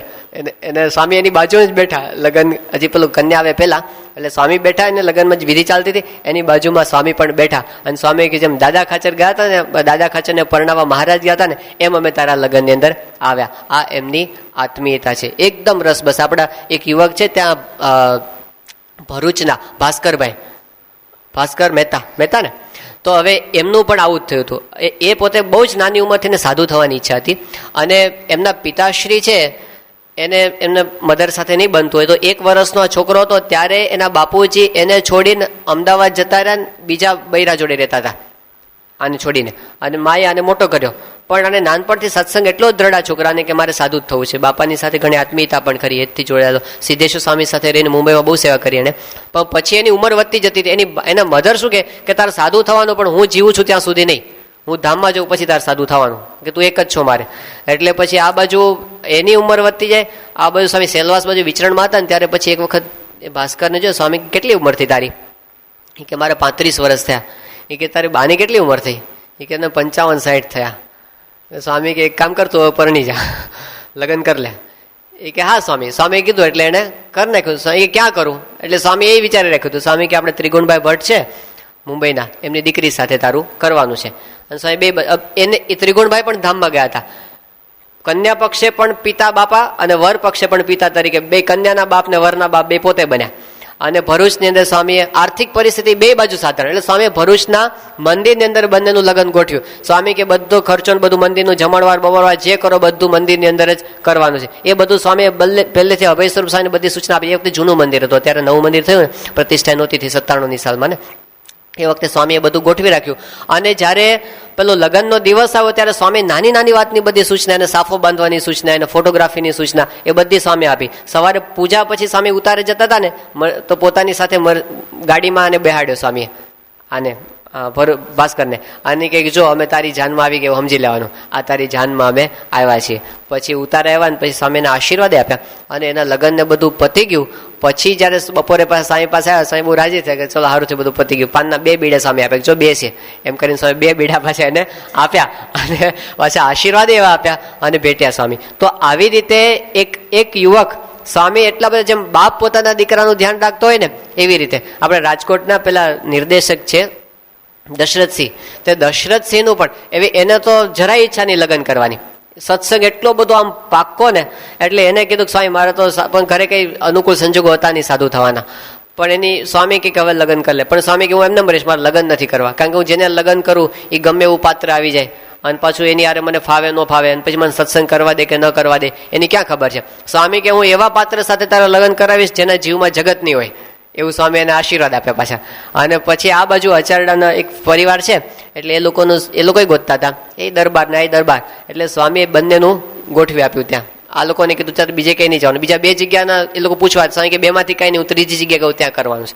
એટલે ત્રીજી જગ્યાએ સ્વામીએ પાછું એનું ગોઠવી આપ્યું. અને પછી આ દશરથસિંહને સ્વામીએ બોલાવ્યા, અને સુરતની અંદર એને અડધો કલાક બેસાડે સ્વામી ખાનગીમાં બધું બંધ કરીને. અને પછી સ્વામી એને બધા ગૃહસ્થાશ્રમના ધર્મો સમજાવ્યા કે જો તું હાવ ભગત માણસ છે, પણ આવી રીતે રહેવાનું, બધા આમાં સાચવવાનું બધું, એ બધું સ્વામીએ એને ખાનગીમાં બેહાડીને પાછું બધું સમજાવ્યું પણ ખરું. તો પોતે સંસારથી અત્યંત વિરક્ત ભગવાનમાં રહેનારા, પણ આપણી સાથે આટલા ઓતપ્રોત થયા, એ એમની પ્રેમ છે આપણા ઉપર, એટલે સ્વામી આપણા થયા છે, એ ભક્ત વત્સલ થયા છે, એ એમની બહુ જ આપણા પર કૃપા. તો આટલું બધું એમણે આપણા માટે કર્યું છે, એટલે આ શું થઈ? આપણા માટે આપણી પ્રાપ્તિ થઈ, સ્વામી આપણા થયા છે. હવે શું કરવાનું છે? એમણે તો એમના તરફથી જે કરવાનું એ બધું કર્યું છે, હવે આપણે આપણા તરફથી કંઈક કરવાનું છે. હા, એ આપણા થયા, હવે આપણે એમના થવાનું છે. આ ત્રીજો મુદ્દો. પહેલી વસ્તુ શું હતી? પરિચય. બીજી વસ્તુ શું હતી? પ્રાપ્તિ. અને હવે ત્રીજી વસ્તુ શું આવે છે? પ્રસંગ. આપણે એમના થવાનું છે, અને એમના એટલા માટે થવાનું છે, ન થાય ને ત્યાં સુધી જેવું છે એવું સુખ લઈ શકાતું નથી. હવે આપણા તરફથી એટલી તત્પરતાની જરૂર છે. પેલા ન્યાયની અંદર મીમાંસાની અંદર ગોવત્સ ન્યાય આવે છે. ગોવત્સ ન્યાય કે શિષ્ય જ્યારે ગુરુ પાસે જાય ત્યારે કેવી રીતે જવું છે? તો કે વાછરડું જેમ ગાય પાસે જાય છે એવી રીતે જવું છે. એમાં કેવી રીતે આવે છે? તો કે વાછરડું જ્યારે મા પાસે જાય ને ત્યારે પહેલા માથું નમાવે, એટલે નમ્ર બને, અને પછી માથું ઊંચું કરે, પછી તત્પર બની જાય પોતે દૂધ પીવા માટે. એવી રીતે જ્યારે ગુરુ પાસે જઈએ પહેલા નમ્ર થવાનું. તદ્વિધિ પ્રણિપાતેન પરિપ્રશ્નેન સેવયા, આ ગીતાની અંદર વાત કરી કે એકવાર નમ્ર થઈ જવાનું, દાસ થઈ જવાનું, પોતાનું બધો અહંકાર મૂકી દેવાનો, અને પછી તત્પર. જેમ મોર પત્ની બિંદુ આવતા રતે લીએ છે રસે ભરેલ, રસ લીએ છે રતે ભરેલડા, એવી રીતે જાણે આમ તત્પર થઈને જે બિંદુ ઝીલે ને તો પછી એમાંથી મોર થાય, એવા નિષ્કુળાનંદ સ્વામી પોતે કીધું છે. તો એવી તત્પરતાથી ગુરુનો આપણે લાભ લઈ શકીએ એ માટે પ્રસંગની આવશ્યકતા છે. નહીતર શું થાય કે આપણી બીજી નાની મોટી ફરિયાદો છે ને એ આપણને મજા લાવવા દે નહીં. હમણાં જો આપણે આ બધા પ્રસંગો સાંભળ્યા કે સ્વામી શ્રી આના લગ્નમાં ગયા, તો આમાંથી કોકને વિચાર આવે કે બાપા આપણા લગ્નમાં આવશે કે નહીં આવે, એવું થાય પાછું. આમાંથી પછી સ્વામી કે પેલાને ઘરે સ્વામી પધરામણી સામેથી ગયા, તો કહો આપણે ત્યાં તો પધરામણી સ્વામી આવતા નથી. સ્વામીએ પેલા નામ દઈને બોલાવીને એને બધી ઓળખાણ બતાવી દીધી, તો સ્વામી આપણને જ કઈ નામથી ઓળખતા નથી. આ શું થયું? આપણા તરફથી આ પ્રશ્નો રહેવાનો. આપણો સમુદાય મોટો છે અને સ્વામી કે બધાને કઈ નામ દઈને બોલાવી શકતા નથી. સંતોય મોટા છે, સંતોને 770 થયા આવે. અમને થાય કે સ્વામી કે હવે કે આપણને નામ દઈને બોલાવતા. સ્વામી પૂછે કરે કયા મંદિરના છો, એમ પૂછે. નામ તો ભૂલી ગયા, ચલો એ વસ્તુ તો ના, પણ કયા મંદિરના છો તમે એ એને ખબર ન હોય. આવું થઈને ઉભું રહે એટલે આપણને થાય ખાલું સ્વામી તો આપણને નામથી નથી ઓળખતા. સ્વામી તો કેટલા દૂર છે. આ તો આપણે વાત કરીએ છીએ સ્વામી આપણા, પણ આપણે એમની સાથે સંબંધ શું, એ કેટલા દૂર, અને આપણે ક્યાં બેઠા છીએ. આપણે યશવંતભાઈ આગળ હતા ને, એને વાત કરી હતી. એ કે સ્વામી 11 વખત મારો આખો પરિચય પૂછ્યો છે. જ્યારે જાઉં ને ત્યારે તમારે કયું ગામ, હું નામ, હું ધંધો કરો છો, 11 વખત આખો પરિચય પૂછે. તો આપણને થાય ખાલું સ્વામી તો કે આપણને ઓળખતા નથી. આપણે પીપી સ્વામી છે ને નાગપુરના, પ્રેમ પ્રકાશ સ્વામી, એમને દીક્ષા આપી યોગી બાપાએ ગરડાની અંદર. બહુ નાની ઉંમરમાં એમને દીક્ષા લીધી હતી, 9 વર્ષની ઉંમરે. અને દીક્ષા લીધી, સવારે દીક્ષા આપી અને પ્રેમ પ્રકાશ સ્વામી એવું નામ પાડ્યું. અને સાંજના જ્યારે યોગી બાપા બેઠા હતા એ પગ દબાવતા હતા. એટલે એ વખતે એમને યોગી બાપાએ પછી એમને પૂછ્યું, ગુરુ તમારું નામ શું? એટલે કે લો બાપા સવારે તમે જ મારું નામ પાડ્યું છે ને ભૂલી ગયા પાછા એટલી વારમાં. એટલે યોગી બાપા પોતે હસવા મળે. યોગી બાપા કે અમે નાના હતા ને ત્યારે અમે બહુ વાતો ગોખતા અને બહુ કીર્તનો ગોખતા, એ વખતે અમને બહુ યાદ રહેતું. હવે અવસ્થા છે ને એટલે કઈ યાદ રહેતું નથી. આ એમનું મનુષ્ય ચરિત્ર છે. એ આવું કરશે, એ કઈ બધાને આમ બતાવતા નહીં પડે મને તમારું નામ ખબર છે, તમારી બધી પેઢીઓ ખબર છે, એવું કહેતા પોતે ફરશે નહીં. હવે એવા સંજોગોમાં આપણે શું કરવાનું? આવું જ્યારે થઈને ઊભું રહે ત્યારે આ પ્રશ્ન આપણને થાય. તો એક વસ્તુ હકીકત છે, એમના સ્વરૂપને સમજીએ ને તો વાંધો આવે નહીં. બાકી સ્થૂળ રીતે સમજવે ને ગુલાટ ખાઈને ઊંધા જ પડીએ, જતા જ રહી હાલો. આ તો આપણે ખાલી વાતો સાંભળવાની, બાકી આપણે કઈ સ્વામી સાથે હાંધો નથી, એવું નથી હકીકતમાં. આપણે અહીંયા આગળ 97 સ્વામી પધાર્યા હતા ને, અહીંયા આગળ આ સ્ટેજ કર્યું હતું ને આપણે અહીંયા આગળ, અને સ્વામીની સ્વાગત નૃત્ય રાખ્યું હતું બાપાનું. હવે એ વખતે સ્વાગત નૃત્ય બધા બાળકો ડાન્સ કરતા હતા અહીંયા. અને ડાન્સની અંદર આપણે દયાળ બાપાનો ઘનશ્યામભાઈનો દીકરો છે, શું દશરથ, તે એ વખતે ડાન્સ આખો પૂરો થયો અને છોકરાઓ જયારે આમ આવતા હતા ને પગે લાગવા માટે, એ વખતે સ્વામીનો હાથ પકડીને આખી ઓળખાણ બાળકની બોલી ગયા. અહીં છે, હાજર છે, સુરત ગયો છે. સ્વામી એ છોકરાનો હાથ પકડીને આખો, સ્વામી કે દયાળ બાપાના દીકરાનો દીકરો આ દશરથ. હવે એ કેવી રીતે એમને ખબર પડી? એ તો ક્યારે નાનો છોકરો હશે ત્યારે કદાચ સ્વામી પાસે ગયો હશે. અને બાળકોનું યાદ રાખવું કઠણ, એ સ્વામીને યાદ બધી એમને ખબર છે. બતાવ નહીં કરે. આપણે અમદાવાદની અંદર ડોક્ટર જોધાણી સાહેબ છે, અને જોધાણી સાહેબના સસરા છે નરેન્દ્રભાઈ. 1970ની સાલમાં જ્યારે યોગી બાપા આફ્રિકા પધારેલા, એ વખતે જિંજાની અંદર યોગી બાપાનો એમને યોગ થયો હતો. અને બાપા પાસે પોતે જઈને એને વાત કરી કે સ્વામી મારે 4 પેઢીથી સ્વામિનારાયણનો સત્સંગ છે, પણ મને કોઈ હજી સુધી કંઠી પહેરાવી નથી, તો તમે મને કંઠી પહેરાવો. આવું યોગી બાપા પાસે એમણે સામેથી કીધેલું જિંજાની અંદર. એટલે યોગી બાપા ખબર નહીં કેવા મૂડની અંદર છે. યોગી બાપા કે ગુરુ અમે નહીં પહેરાવીએ, પ્રમુખ સ્વામી પહેરાવશે. હવે અમને એ વખતે 70માં કહી દીધું. એ વખતે તો પ્રમુખ સ્વામી હાજર નહીં, કે નજીકમાં ક્યાંય નહીં. આને ખબર નહીં પ્રમુખ સ્વામી કોણ છે, અને સ્વામી આને ઓળખે નહીં. વાત પૂરી થઈ ગઈ. એ વખતે ગયું તે ગયું, પછી એનાય મગજમાંથી નીકળી ગયું બધું. કંઠી પહેરી જ નહીં, એ વખતે નીકળી ગયા. તે 1981ની સાલમાં જ્યારે અમદાવાદની અંદર ઉત્સવ થયો, દ્વિશતાબ્દી મહોત્સવ, એ વખતે સ્વામીશ્રીની એક ભાઈને ત્યાં પધરામણી થઈ હતી, એના મિત્ર હતા, અને ત્યાં મળી ગયા સ્વામીને. અને બાપાને પોતે પગે લાગ્યા, સ્વામી આશીર્વાદ આપ્યા, અને પછી કે કંઠી પહેરાવીએ એમ કહીને સ્વામીની કંઠી પહેરાવી. અને પછી સ્વામી શું બોલ્યા ખબર છે? કે અમારા ગુરુએ જે વચન આપ્યું છે ને અમે આજ પૂરું કર્યું. પહેલા તો ઘા ખાઈ ગયા કે સ્વામીને હું ક્યારેય મળ્યો નથી, અને યોગી બાપાએ કીધેલું આ એ જ પુરુષ છે, તો જ એમને ખબર હોય. બાકી કેવી રીતે ખબર હોય કે અમારા ગુરુએ જે વચન આપ્યું હતું? તો આવું અંતર્યામી પણ બતાવે, ક્યારેક નહીં બતાવે ને ક્યારેક બતાવે પણ ખરા. પણ એમનું કે અંતર્યામી જતું રહેશે, ન બતાવે ત્યારે આપણને નથી ઓળખતા એવું થઈ ગયું. એ ઓળખે જ છે, પણ ક્યારેક બતાવે અને ક્યારેક ન પણ બતાવે. અને હકીકતમાં આપણા કરતાં વધારે ઘણી વખત જાણતા હોય સ્વામી. એવું હોય છે ને. આપણને તો આપણા દેહ વિશે કેટલી ખબર છે કે આપણે જ્યારે જન્મ્યા ત્યારથી અત્યાર સુધીને આપણને ખબર છે, પણ આપણને કે જન્મ્યા પહેલા તમે ક્યાં હતા આપણને ખબર હોય? એટલો પરિચય તો આપણને પોતાને ખબર નથી, એ બધું એમને ખબર છે. આ બ્રહ્મોપનિષદની અંદર એક લેખ છે, મૃત્યુ મોહરી ઉઠ્યું નામનો એક લેખ લખ્યો છે, અને એ લેખની અંદર એક પ્રસંગ છે. આપણે અમેરિકાના વોબાશ કોલેજના પ્રોફેસર છે રેનોલ્ડ વિલિયમ્સ, એમણે નોંધેલો આ પ્રસંગ છે કે સ્વામીશ્રીની અમેરિકાની અંદર એક દંપતી સત્સંગી છે, બાપાના આશીર્વાદથી જ એમના લગ્ન થયા છે. હવે બાપાના આશીર્વાદથી એમને દીકરાનો જન્મ થયો, પણ દીકરો 3-4 દિવસનો થયો એટલે એકદમ માંદો પડ્યો, ગંભીર પરિસ્થિતિ થઈ ગઈ, અને એટલો સિરિયસ થયો કે એને હોસ્પિટલની અંદર દાખલ કરવો પડ્યો અને લાઈફ સપોર્ટ સિસ્ટમ પર રાખવો પડ્યો. હવે આ બાજુ એ લોકો મૂંઝાણા, ડૉક્ટરે કીધું કે આ છોકરાની જીવવાની કોઈ આશા નથી. એટલે એમણે બાપાને ફોન કર્યો ઇન્ડિયા કે બાપા આવી મુશ્કેલી છે ને છોકરો બહુ જ બીમાર છે, ડૉક્ટર કહે છે કે મશીન પર રાખવો પડ્યો છે ને ડૉક્ટર કહે છે કે જીવશે નહીં આ. એટલે સ્વામી બાપાએ આશીર્વાદ આપે કે અમે આશીર્વાદ આપીએ છીએ, પ્રાર્થના કરીએ સારું થઈ જશે અને છોકરાઓને તમે ઘરે લઈ જઈ શકશો. પછી સ્વામી બોલ્યા, પાછા આગળ બોલવા માંડ્યા. આટલે સુધી બોલ્યા તો વાંધો નહોતો, પણ સ્વામી કે સારું તો થઈ જશે પણ થોડા દિવસ પછી પાછો માંદો પડશે છોકરો, એને પાછો હોસ્પિટલમાં દાખલ કરવો પડશે, એને ફરીવાર મશીન પર રાખવો પડશે, પછી એ સાજો નહીં થાય. કે સ્વામી કેમ એવું? સ્વામી કે તો પૂર્વનો બહુ જ મુક્ત જીવ છે અને એને એવો સંકલ્પ હતો કે મારે સત્સંગીને ઘેર જન્મ ધારણ કરવો છે, એટલે તમારે ત્યાં જન્મ એનો થયો છે, હવે એનો સંકલ્પ પૂરો થયો છે એટલે ભગવાનના ધામમાં જશે. એક્ઝેક્ટલી આવું થયું. એ હાજો થઈ ગયો, ઘરે લઈ ગયા, પાછો દાખલ કરવો પડ્યો, પછી પોતે ધામની અંદર ગયો. તો પેલા કહે છે કે સ્વામીને એ પણ ખબર છે કે આપણે ક્યાંથી આવ્યા ને ક્યાં જવાના છીએ, આપણને ખબર નથી. શું કામ જન્મ લીધો એ બધી એમને ખબર છે, પણ એ બતાવશે નહીં. તો આપણે એટલો વિશ્વાસ રાખવાનો કે આ લૌકિક પુરુષ નથી, એ દૂર બેઠા હોય તો પણ. ગુણાતીતાનંદ સ્વામી કે 3 પ્રકારના પક્ષી છે. કેટલાક પક્ષી છે પાંખમાં રાખીને ઈંડાને સેવે, કેટલાક દ્રષ્ટિ દ્વારા સેવે, કેટલાક વૃત્તિ દ્વારા સેવે. દૂર રહ્યા થકા વૃત્તિ દ્વારા પોતાના ઈંડાનું સેવન કરી શકે. સ્વામી કે ગુણાતીત સત્પુરુષ એવા છે, એ હજારો લાખો માઇલ દૂર હોય તો પણ ત્યાં બેઠા બેઠા આપણું સેવન કરી શકે. પણ ક્યારે? એ આપણા હાથની અંદર છે.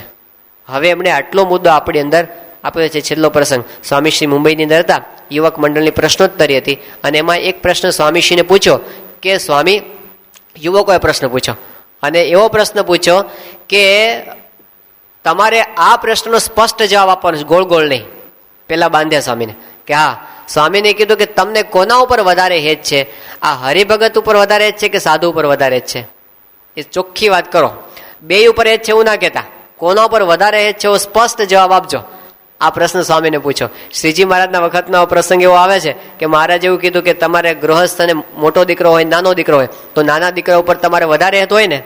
એવું પૂછ્યું કે ગૃહસ્થ કે હા, અમને તો હરિભક્તો કે અમને નાના દીકરા ઉપર વધારે છે. સ્વામી કે સંતો છે ને અમારા મોટા દીકરા છે ને હરિભક્તો મારા નાના દીકરા છે. એવું સ્વામી એ વખતે બોલેલા. આ યુવકોના મનમાં આવો કંઈક હશે એ કે આપણને કહેશે સ્વામી, એટલે કે બોલો સ્વામી તમને કોના પર વધારે છે, સંતો ઉપર કે યુવકો ઉપર? એટલે એ વખતે સ્વામી ફટ દઈને સ્વામી જવાબ આપવામાં તો એટલા કુશળ છે. સ્વામી કે બધા પોતપોતાની છાતી ઉપર હાથ મૂકો એટલે ખબર પડી જશે કોના પર વધારે છે. આપણા ઉપર છોડ્યું બધું. એનો અર્થ શું થયો કે એમનું હેત તો ગંગાના પ્રવાહની જેમ વહ્યા જ કરે છે. આપણે જેટલું અનુભવી શકીએ એટલું આપણા પર હેત છે, આપણે જેટલી પાત્રતા કેળવી શકીએ એટલું આપણા ઉપર હેત છે. તો કેવી રીતે અનુભવી શકીએ, કેવી રીતે આપણે એમના સાનિધ્યનો નિરંતર અનુભવ કરી શકીએ, એ શું બતાવે છે આપણને, એની વિશેષ વાતો છે એ આપણે આવતીકાલે જોઈશું. શ્રી સ્વામિનારાયણ ભગવાનની